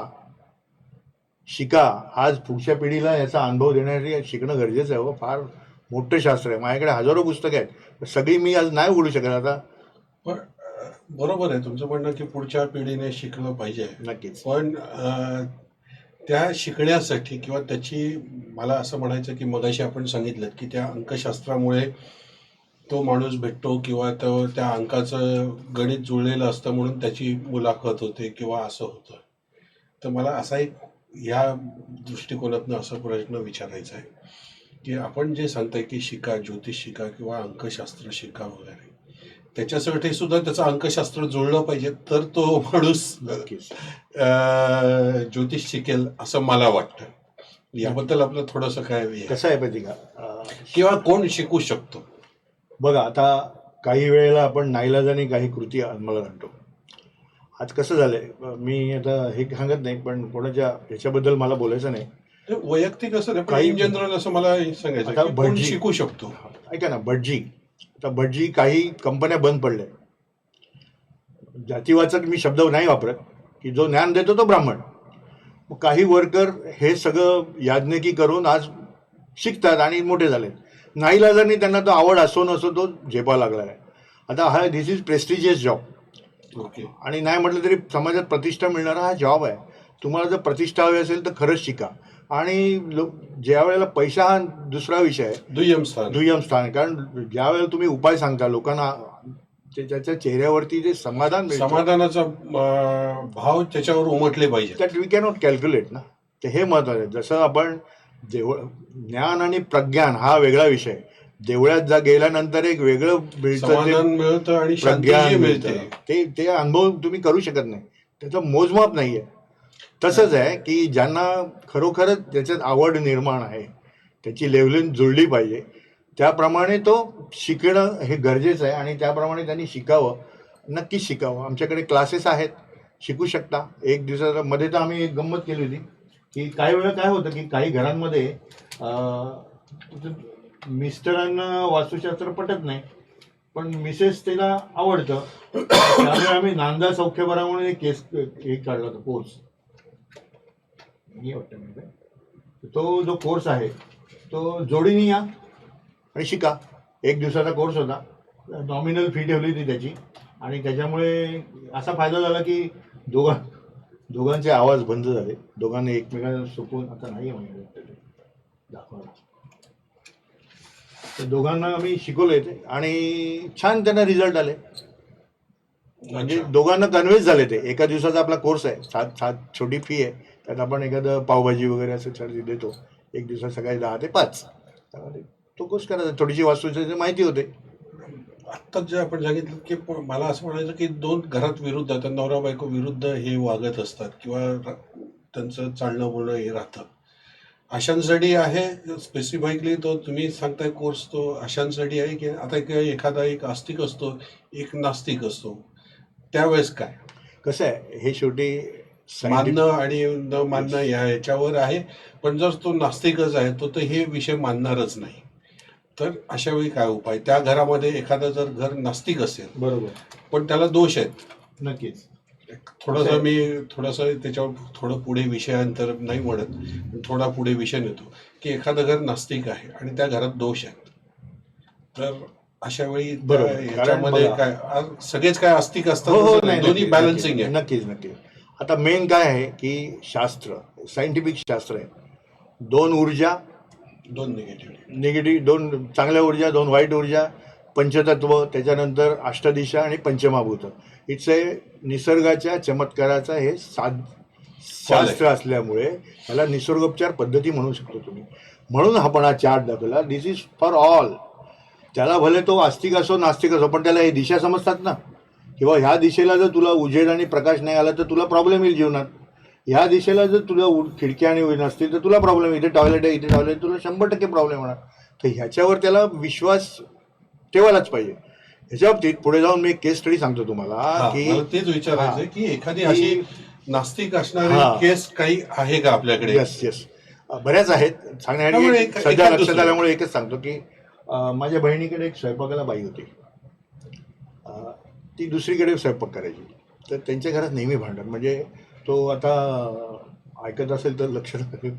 तर तो माणूस जो आहे गोरागोमटा, छान इंजिनियर, मस्त PWDला मोठा ऑफिसर होता. संध्याकाळी रोज दारू पिऊन बायकोला मारायचा. ती रडत तर तिने मला बोलवलं की दादा याल का? म्हटलं येतो. आलो. मग तिने मला सगळी कथा सांगितली. मोठी बॅग आणली, ती आपण बाहेर जाताना मोठी बॅग अशी खोलली तर 10-15 लाख रुपये असतील अंदाजे. मला म्हणे तुम्हाला जेवढे पाहिजे तेवढे घ्या, पण माझं घर सुधारावं. मला प्रॉब्लेम. म्हटलं बॅग बंद कर, मी पैशासाठी काम करत नाही. तू तुझ्या मिस्टरांना सांग मी तुमच्या दोघांची मीटिंग करतो, 1 to many करून तुमच्याशी बोलतो आणि मग आपण ठरवूया करायचं काय. हो ना करता 2-3 महिने गेले त्या बाईला पटवायला, अच्छा. नवऱ्याला. तर शेवटी हो न करता त्यांनी एक दिवशी मला फोन केला की सर म्हणे तुम्ही मिस्टरांनी, त्याला काय माहिती आता काय झालं माहीत नाही, एक दिवशी काय घरात बसला असेल, म्हणे तुम्ही याल का आमच्याकडे? म्हटलं येतो. मग त्याला मी सगळं मी जनरली कुठे व्हिजिटला गेलो की पहिले मी शिकवतो की लोकांनी म्हणजे लोकांना त्या दिशेचं समजावून हां, सांगतात. म्हणजे त्यांना स्वतः कळलं पाहिजे की माझ्या घरात दोष आहे की नाही. उगीच मी सांगतो ये लगा ओ लगा नाही, ते इज नॉट अलाउड. तर त्याला मी सगळं समजून सांगितलं, बघ याच्यामुळे तुला व्यसन लागलेलं आहे. म्हटलं तुम्ही वाढून घेऊ नका, पण तुम्हाला व्यसन आहे का, तुम्ही याच्यामुळे प्रॉब्लेम घेऊ नका. तर त्याला ते म्हणजे तुम्हाला आमची माहिती नाही, तुम्हाला कळलं कसं, त्या माहिती सांगितलं होतं, पण ते ह्याच्यावरून कळतं तुमच्या घरात काय प्रॉब्लेम आहे. तर त्याला अच्छा, मी दिशेवरून म्हणजे घराच्या रचनेवरून कळतं की नक्कीच रचनावरून.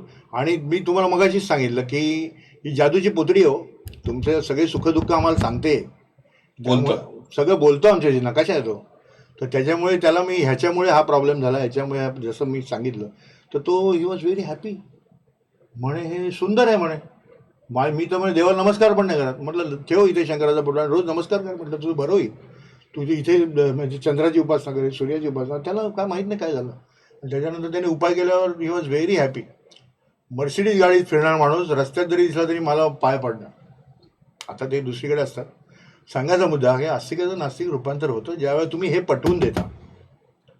मग हे पटवून देण्यामध्ये शिक्षण घ्यायला पाहिजे, आहे की नाही. म्हणून सांगतो शिकल्याने चांगलं होतं. पुढच्या पिढीला हा फायदा झालाच पाहिजे. खरोखरच शिका. हे चला आपण आता घराबद्दल बोलतोय, पण आता आपण इंडस्ट्रीयल वास्तुशास्त्र पण तज्ज्ञ आहात. तर असा एखादा इंडस्ट्री म्हटल्यानंतर वेगवेगळ्या प्रकारची नक्कीच. इंडस्ट्री आहे नक्कीच. की त्याच्यामध्ये जड यंत्र असतात, ऑफिसेस असतात, फोरमनची ऑफिसेस असतात, वेगवेगळ्या प्रकारच्या लोकांची ऑफिसेस, म्हणजे केबिन्स, मूळ मालकाची केबिन वेगवेगळी आहे. असं काही एक इंडस्ट्री मोठी जड जंजाळ असते. बरोबर. तर त्याच्यामध्ये सुद्धा दोष असतो का काही? नक्कीच असतो. कारण त्याच्यामध्ये कारण आपण असं म्हणतो की ही एखादी कंपनी एकदम भरभराटीने चाललेली आहे, एखादी कंपनी थोडीफार चालते आहे. अशा आता काही कंपन्या बंद पडलेल्या आहेत. त्याच्यामुळे म्हणजे वास्तुशास्त्राप्रमाणे नाहीत किंवा आता तिथे काही टेक्निकली पण इश्यू आहेत की संप झाले किंवा हे बरोबर. झाले त्याच्यामुळे बंद पडल्या. तर त्या इंडस्ट्रीयल बद्दल थोडं आम्हाला म्हणजे लोकांना एक येस जनरल माहिती, येस इंडस्ट्री कशी चालते थोडक्यात. कसं आहे, बेसिकली इंडस्ट्री म्हटलं की तिथे वेगवेगळी लोक येणार, मशिनरी आणि मशिनरी वेगवेगळे येणार, सर्व येणार. आता जर पहिले आपण प्रांगण प्रवेश जे काही आता तुम्ही ह्या रोडला बघितलं, काही कंपन्या बंद पडलेल्या आहेत. ज्या वेळेला बांधकाम करतात त्यावेळेला इथे बेसिकली जे मगाशी आपण बघितलं की -6 -4 इथे आहे, -4 -6 -2. तर हा पहिले जर प्रवाह तुम्ही भिंत बांधून थांबला तर तुम्हाला फायदा होतो, नंबर 1. नंबर 2, जर तुमच्या ह्याच्यामध्ये आता इथे साऊथ ईस्ट पकडूया आपण, नंदा, भद्रा, जया, रिक्ता आणि पूर्ण ह्या 5 तिथे आहेत, 5 देवता आहेत. आणि ते स्टँड फॉर प्रतिपदा, द्वितीया, तृतीया, चतुर्थी, पंचमी, षष्ठी, सप्तमी, असा ते सायकल आहे. प्रतिपदेपर्यंत ते सायकल सायकल आहे. मध्येच एखादी तिथी येत नाही. 1 ते 9 आकडे म्हटले तर मध्ये चौथा पहिले नाही येणार. नाही, सिरियली सिस्टीम आहे. त्यामुळे बांधकाम इथून सुरुवात झाली तर तुम्हाला इथे असायला तर ते पूर्णत्वाला जातं.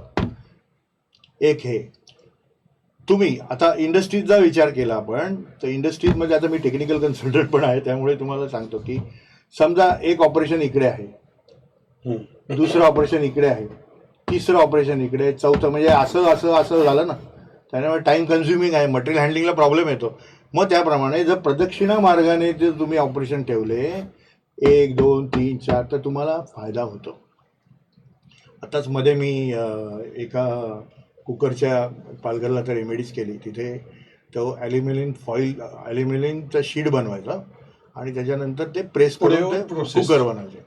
आत्ताच केले ते. तर त्याची भट्टी सगळी इथे होती, गरम म्हणजे वितळायची, ॲल्युमिनियम वितळायची. तर ती आता त्यांनी नवीन कंपनी घेतली, ते आम्ही ते इथे ठेवली, या साईडला ठेवली. तर हे बघणं गरजेचं आहे. तुमचं बॉयलर वगैरे सगळं या बाजूला इलेक्ट्रिक मोटर, बॉयलर, त्याच्यानंतर तुमच्या जर इथे जे आहे हे फिनिश गुड आहे, फिनिश गुडची जागा ती जर इथे ठेवली तर ती पटकन तुमची डिस्पॅच होते. आणि त्याच्यामुळे तुम्ही इथे समज देवता ठेवलं, मंदिर ठेवलं, तुमचं जर ऑफिस असेल तर इथे साधारण पैशाशी संबंधित इथे आहे, पैशाशी संबंधित इथे आहे, हे व्यवहार ठेवले. जर तुम्ही एजंट असाल, म्हणजे एखादा एजंटची जागा ही आहे, तर त्याप्रमाणे हे जर केलं. आता जर AC कॅबिन असेल मालकाची जर कंप्लीट ऑफिसमध्ये फ्लोअर AC असेल तर तुम्ही इथे ठेवू शकता कॅबिन. अदरवाईज तुम्ही इथे ठेवा, कारण इथे ऊर्जा आहे. +4 +6 +2 ऊर्जा इथे आहे. मग अशा वेळेला जर ग्राउंड फ्लोअरला असेल आणि जर त्या खिडक्या असून तो जो मालक उघडा बसला असेल, इथे उघडा म्हणजे खिडक्या उघडून, खिडक्या उघड्या ठेवू. तर तुम्ही मगाशी बघितलं -6 आहे, तो गरमच होणार. ही स्टेबिलिटी दिशा असली तरी तो गरम होणार. म्हणून आम्ही सजेस्ट करतो की कारखान्यामध्ये जर 4 खिडक्या असतील तर मालकाने इथे बसूच नाही, मालकाने इथे बसावं.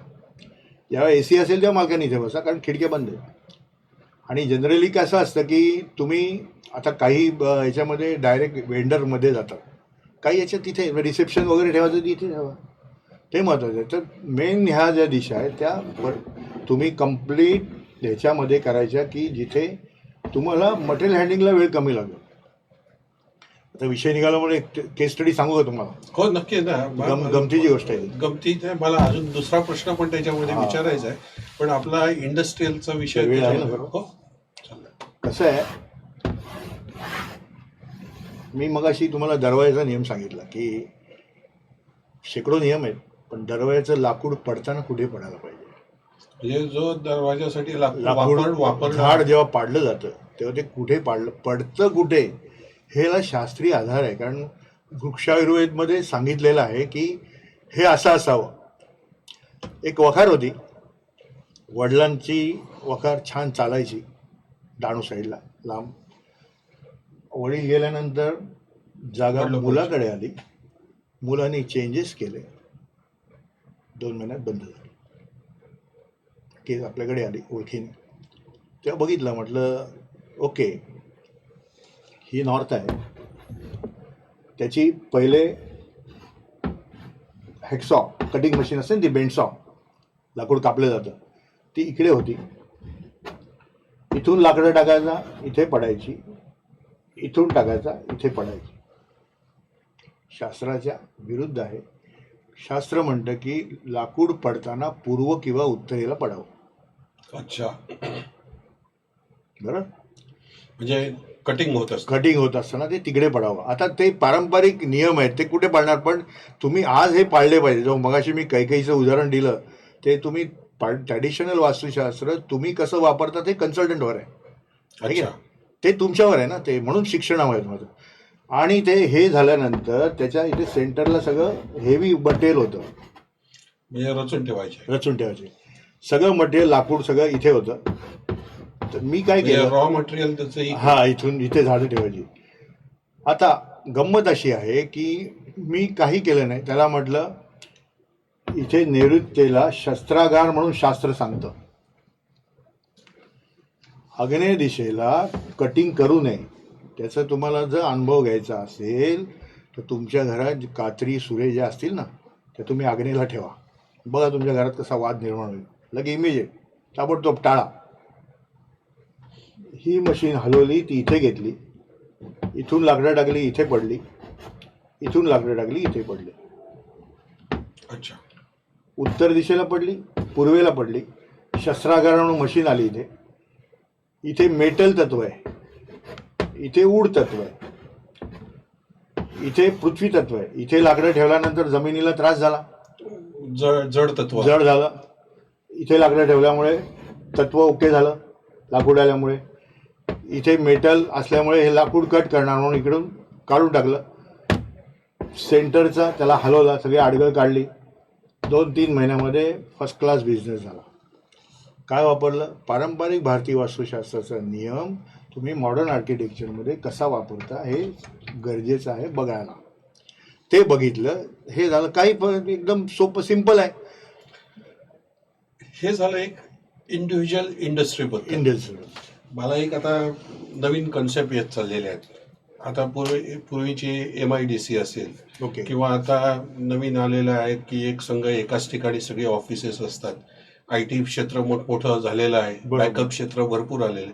एकाच छताखाली वेगवेगळ्या कंपन्यांचे ऑफिसेस असतात. किंवा MIDC एक प्लॉट घोषित, एक गाव घोषित करतं MIDC. त्याच्यामध्ये वेगवेगळ्या प्रकारचे कारखाने वेगवेगळ्या ठिकाणी असतात. मग अशा वेळी तिथे काय उपयोग, तिथला एखादा अनुभव काय आहे का? नाही कारण कसं आहे, MIDC मध्ये एखादा कारखाना पाण्याचं बॉटल बनवणारा एक कारखाना इथे असेल, येस तर दुसरा कारखाना लोखंडी तत्वाचा इथे आहे, म्हणजे विरुद्ध दिशेला. विरुद्धचे. आणि तिसरा कुठला तरी प्लास्टिक पेन बनवायचा कारखाना आहे आणि तिकडे कागद बनवायचा कारखाना आहे. मग ते इंडस्ट्री, MIDC इंडस्ट्री म्हणून सगळे चाललेले नक्कीच, पाहिजे, नक्कीच. पण ते अशी चालत नाहीत. तर बरोबर. मला MIDCचं म्हणजे एक संघ क्षेत्राचे आहे ह्याच्यामध्ये. नक्कीच. आणि मगाशी मी जो उल्लेख केला की एक संघ क्षेत्र वेगवेगळ्या ठिकाणी काम करतं, तो एक अनुभव. आणि मग त्याच्याबद्दल थोडंसं काय सांगू शकाल की एकाच, आता खाली IT क्षेत्र हो, मोठं आहे हो. की एकाच बिल्डिंगमध्ये वेगवेगळ्या कंपन्यांचे ऑफिसेस असतात, त्याबद्दल थोडंसं काही. आता ते सगळे फ्लोअर एकत्र असतात. हो, नक्कीच नक्कीच. कसं आहे, शास्त्र हे इंडिव्हिज्युअल आहे आणि प्रत्येक तुमच्या जागेचं आहे. ओके. तुमच्या गाळ्याबद्दल हा मेन म्हणजे MIDC असली पूर्ण हा, घोषित तरी तरी त्या वैयक्तिक गाळ्यापुरतं आहे, गाळा आपण कंपनी पुरतं आहे. कारण कसं आहे, वास्तुपुरुष जो मगाशी आपण विचार केला, तर एखाद्या तलावाच्या काठी जर तुम्ही एखादी डिश घेऊन बसला, चंद्राचं प्रतिबिंब तलावात पडणार. तुम्ही जर चारी कोपऱ्याला 4 डिश घेऊन बसलात आणि त्याच्यात पाणी टाकलं तर त्याच्यात पण चंद्र पकडणार. ओके. मग त्याला घटबिंब सिद्धांत म्हणतात. ओके. तर तो याचा अर्थ असा की नगरासाठी एक वास्तुपुरुष, तुमच्या घरासाठी एक वास्तुपुरुष, तुमच्या बिल्डिंगसाठी एक, आणि ह्या रूमसाठी एक वास्तुपुरुष, या कम्प्लीट ब्लॉकसाठी एक आणि रूमसाठी एक. म्हणजे तो एकच हा. हे 4 जणांना 4 जण प्रतिबिंब आहे, ते घटबिंब प्रतिबिंब आहे. सिद्धांत. तर त्याच्यामुळे तुम्ही प्रत्येक गाळ्यामध्ये ज्या दिशा जर पाळल्या, जलतत्वाचे ते जलतत्व, अग्नितत्व, हे तर महत्वाचं आहे. आता सर्व्हर वगैरे असेल कॉम्प्युटरचं, तो आग्नेय दिशेला आहे, कारण त्याचं सर्व्हर आहे. त्याप्रमाणे हे जर प्रत्येक गाळ्याची जर वेगळी रचना केली तर तुम्हाला फायदा होईल. आणि कॉमनमध्ये जर बघितलं तर मग सेप्टिक टँक, त्याचा उतार, जमिनीचा उतार, त्याची वॉटर टँक, हे सगळं जर कॉमन आपण बघितलं तर नक्कीच फायदा होईल. आणि प्रत्येक इंडिव्हिज्युअल, प्रत्येक बिझनेसप्रमाणे कुठे कुठे काय काय असं हे महत्त्वाचं आहे. अच्छा. प्रत्येक गाळ्याचं व्यवस्था. आता काही ठिकाणी आता लिकरचा कारखाना सुद्धा स्टॉकिस्ट आहे, तर त्याची भारी बॉटल समजा ह्या बाजूला ठेवल्या, मोठ्या मोठ्या, आता नावं मला माहीत नाही तेवढी, पण ते तर ठीक आहे. भारी भारी इथे ठेवल्या, जड- जड आहे. छोट्या इथे ठेवल्या. आता मेडिकल स्टोअर घेतल्या तर ग्लुकोजच्या बाटल्या तुम्ही या बाजूला ठेवल्या, तुम्हाला फायदा आहे. तुम्ही जर इथे ठेवला तर तुम्हाला त्रास होईल, इथे ठेवला त्रास होईल, जाणारच नाही, मग तो आजार पण होईल. सेंटरला जर तुम्ही वस्तू ठेवल्या तर परत नाभीचा प्रॉब्लेम. त्यामुळे प्रत्येक इंडिव्हिज्युअलचं वास्तुशास्त्र केलं तर नक्कीच चांगलं होईल, तो फरक पडू शकेल. इंडस्ट्रीजमध्ये तसंच आहे ना, बॉयलर कुठे ठेवावा, हे कुठे ठेवावं, सगळं महत्त्वाचं आहे. पण आता काही पूर्वीपासूनच्या इंडस्ट्री चालू झालेल्या आहेत किंवा त्या काही आहेत इंडस्ट्री की आता त्यांचं फार बदलू शकत नाही सेटअप. अशा वेळी एखादा काही अनुभव आहे की तो सेटअप न बदलता त्याचं हे बदललं गेलं आहे? हो, मग अशा वेळी काही उपाय करू शकतो आपण, तिथल्या देवतांना हे करू शकतो. कारण कसं मस्त माहिती आहे का, जनरल लोकांचं मत असतं की तुमची हैसियत 100 रुपये कमवायची आहे, पण तुम्हाला 60च रुपये मिळतात, पण तुम्हाला ते 60 म्हणजे 100 वाटतात. बरोबर. मधले जो 40चा गॅप आहे, हे शास्त्र देतं तुम्हाला. शास्त्राप्रमाणे प्रदक्षिणा मार्गाने तुम्ही जर चाललात तर तुम्ही नक्कीच, तुम्हाला फरक पडू शकतो. मग त्या गाळ्याचं डोअर कुठे आहे, त्याला थोडेसे उपाय करणं, थोडेसे त्या देवतांसाठी काही क्रिस्टल वापरणं, काही वेगळ्या वेगळ्या वस्तू वापरणं, आणि ते जर त्या देवतांना इन्हान्स केलं तर तुम्हाला नक्कीच त्या गाळ्याला फायदा होऊ शकतो. म्हणजे त्याच्यामध्ये कुठलीही तोडफोड न करता नक्कीच. तो त्याचा साधा सोपा हो, हो. उपाय आपण करू शकतो. हो, नक्कीच. काही पिरॅमिड्स आहेत, काही मंत्रबीज आहे पिरॅमिड, ज्याच्यामध्ये 7 नद्यांची वाळू असते. ओके. तो काही आता अग्नितत्व आहे, तिथे आपण वेगळ्या प्रकारचा वापर, त्रिकोणी वापरतो, इथे चौकोनी आहे, इथे गोल आहे, तर हे सगळे वापरू शकतो. त्याच्यामुळे आपण काही, आपल्याला पंचतत्वाच्या काही वस्तू आहेत, आपण आता जर हा, बघितलं, एखाद्या हा, आपले काही असे रसिक प्रेक्षकांना आम्हाला सांगितलं तर बरं होईल. हो हो.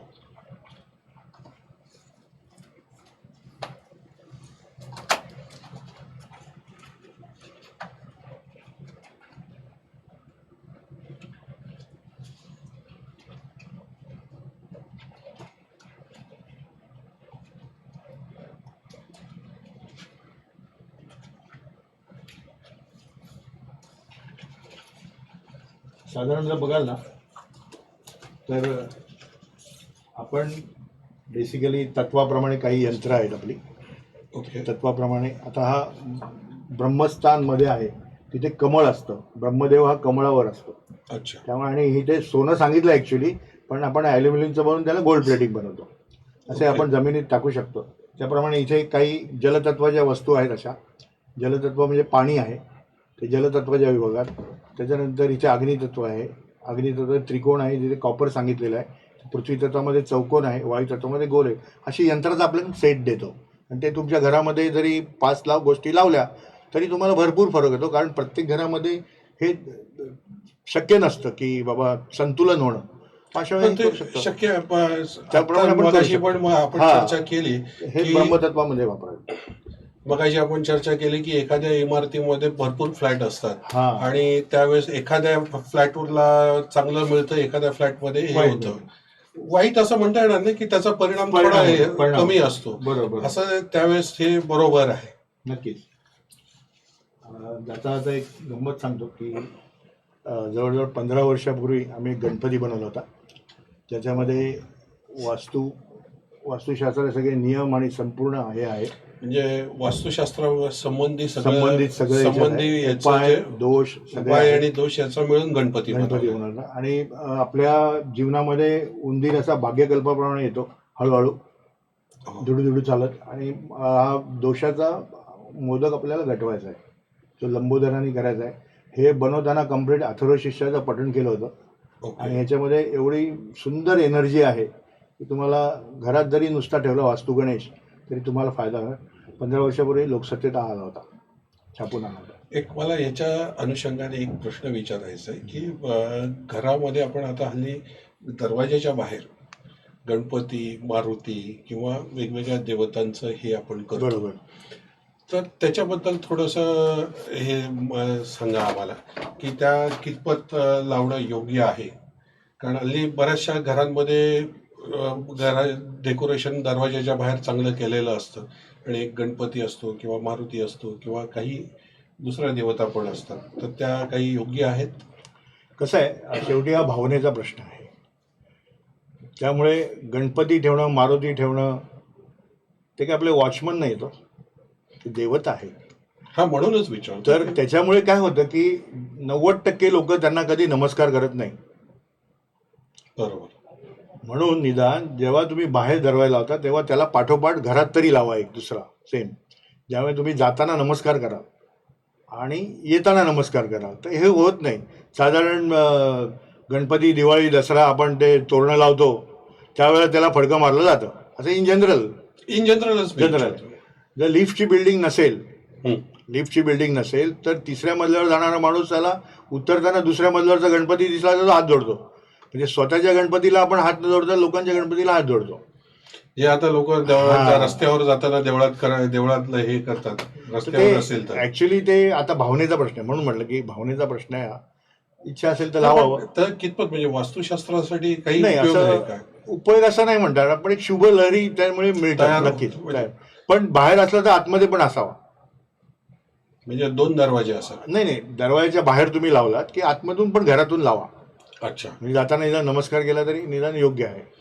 एक मला थोडासा वेगळा प्रश्न असा विचारायचा आहे की बरेचसे लोक असं सांगतात की पूर्वजांचे फोटो घरी लावू नयेत, की त्या तिथीला फक्त ते काढावेत आणि त्या पूजा करावी, की त्या तिथीचं हे करावं आणि मग परत ते बंदिस्त याच्यामध्ये ठेवावे. हे कितपत हे आहे?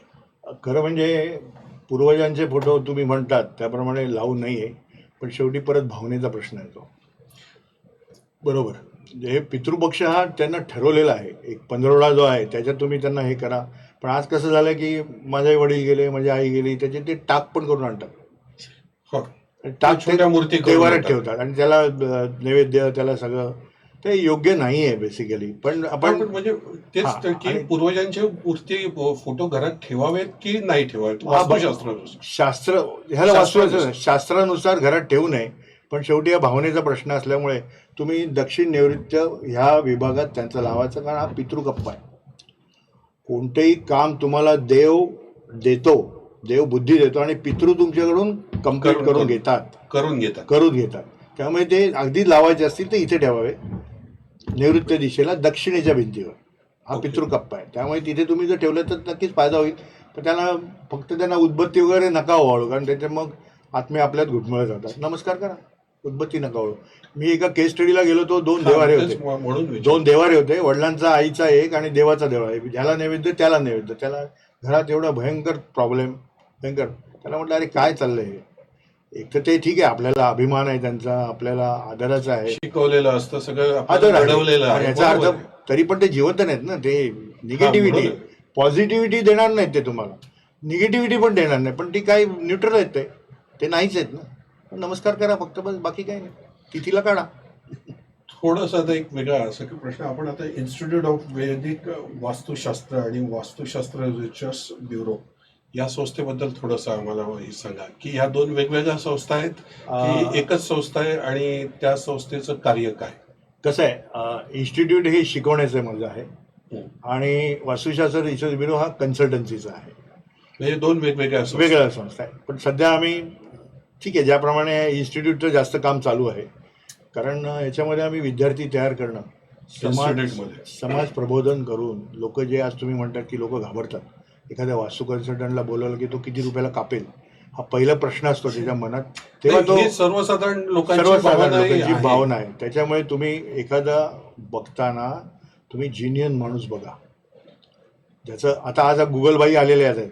गुगलमध्ये तुम्ही बघितल्यावर तुम्हाला सगळी त्याची नाही, पण कुंडली मला कळते. असा एक प्रश्न विचारायचा आहे की आता जनरल मी या अनुषंगाने विचारतो की तुम्ही जे म्हणालात की एक ज्युनियन माणूस बघावा, आता एखाद्या वस्तूला ISI हा स्टँडर्ड मार्क ठरलेला असतो. एक गमतीचा थोडासा प्रश्न आहे असा, तसं याच्याबाबत काही ISI मार्क आहे किंवा एखादा ज्युनियन माणूस कसा शोधावा? तसं शोधा. याच्यामध्ये पण बरोबर. थोडंसं मार्गदर्शन पाहिजे ना की ज्युनियन माणूस कसा शोधावा? त्यामध्ये शोधण्याचा सोपा उपाय आहे. 2 पुस्तकं वाचून वास्तू कन्सल्टंट झालेला तुम्हाला गुगलला मिळणार नाही. ते Google- नाही, सांगतो की जनरल ऐकून घ्या. आणि एखादा चांगला असेल तर त्याची माहिती मिळते, लगेच प्रसिद्धी होते. आपण एखादी केस केली तर तो 4 जण त्याला हे करतात, सांगतात. आणि एखाद्या माणसाला बोलवल्यानंतर तो कोण आहे त्याच्या कॉन्फिडन्सवरून तुम्हाला कळतं ना. त्याच्या म्हणजे वागण्या बोलण्यानं तुम्हाला लगेच कळतं की हा खरोखरच माणूस आहे का नाही आहे. बरोबर. आणि त्याच्यामुळे तुम्ही त्याला तिथे जज करू शकता. आणि याच्यामध्ये मेन आहे की मी मगाशी म्हटल्याप्रमाणे 100 रुपयाची गोष्ट जर 500ला विकणारा माणूस असेल तो त्याच्या चालढलनवरून तुम्हाला समजतंच ना. ओके. आता मगाशी मी जी केस स्टडी सांगितली, फक्त त्याची जागा बदलली, त्याला मी 50,000ला घेऊ शकलो असतो, बरोबर आहे.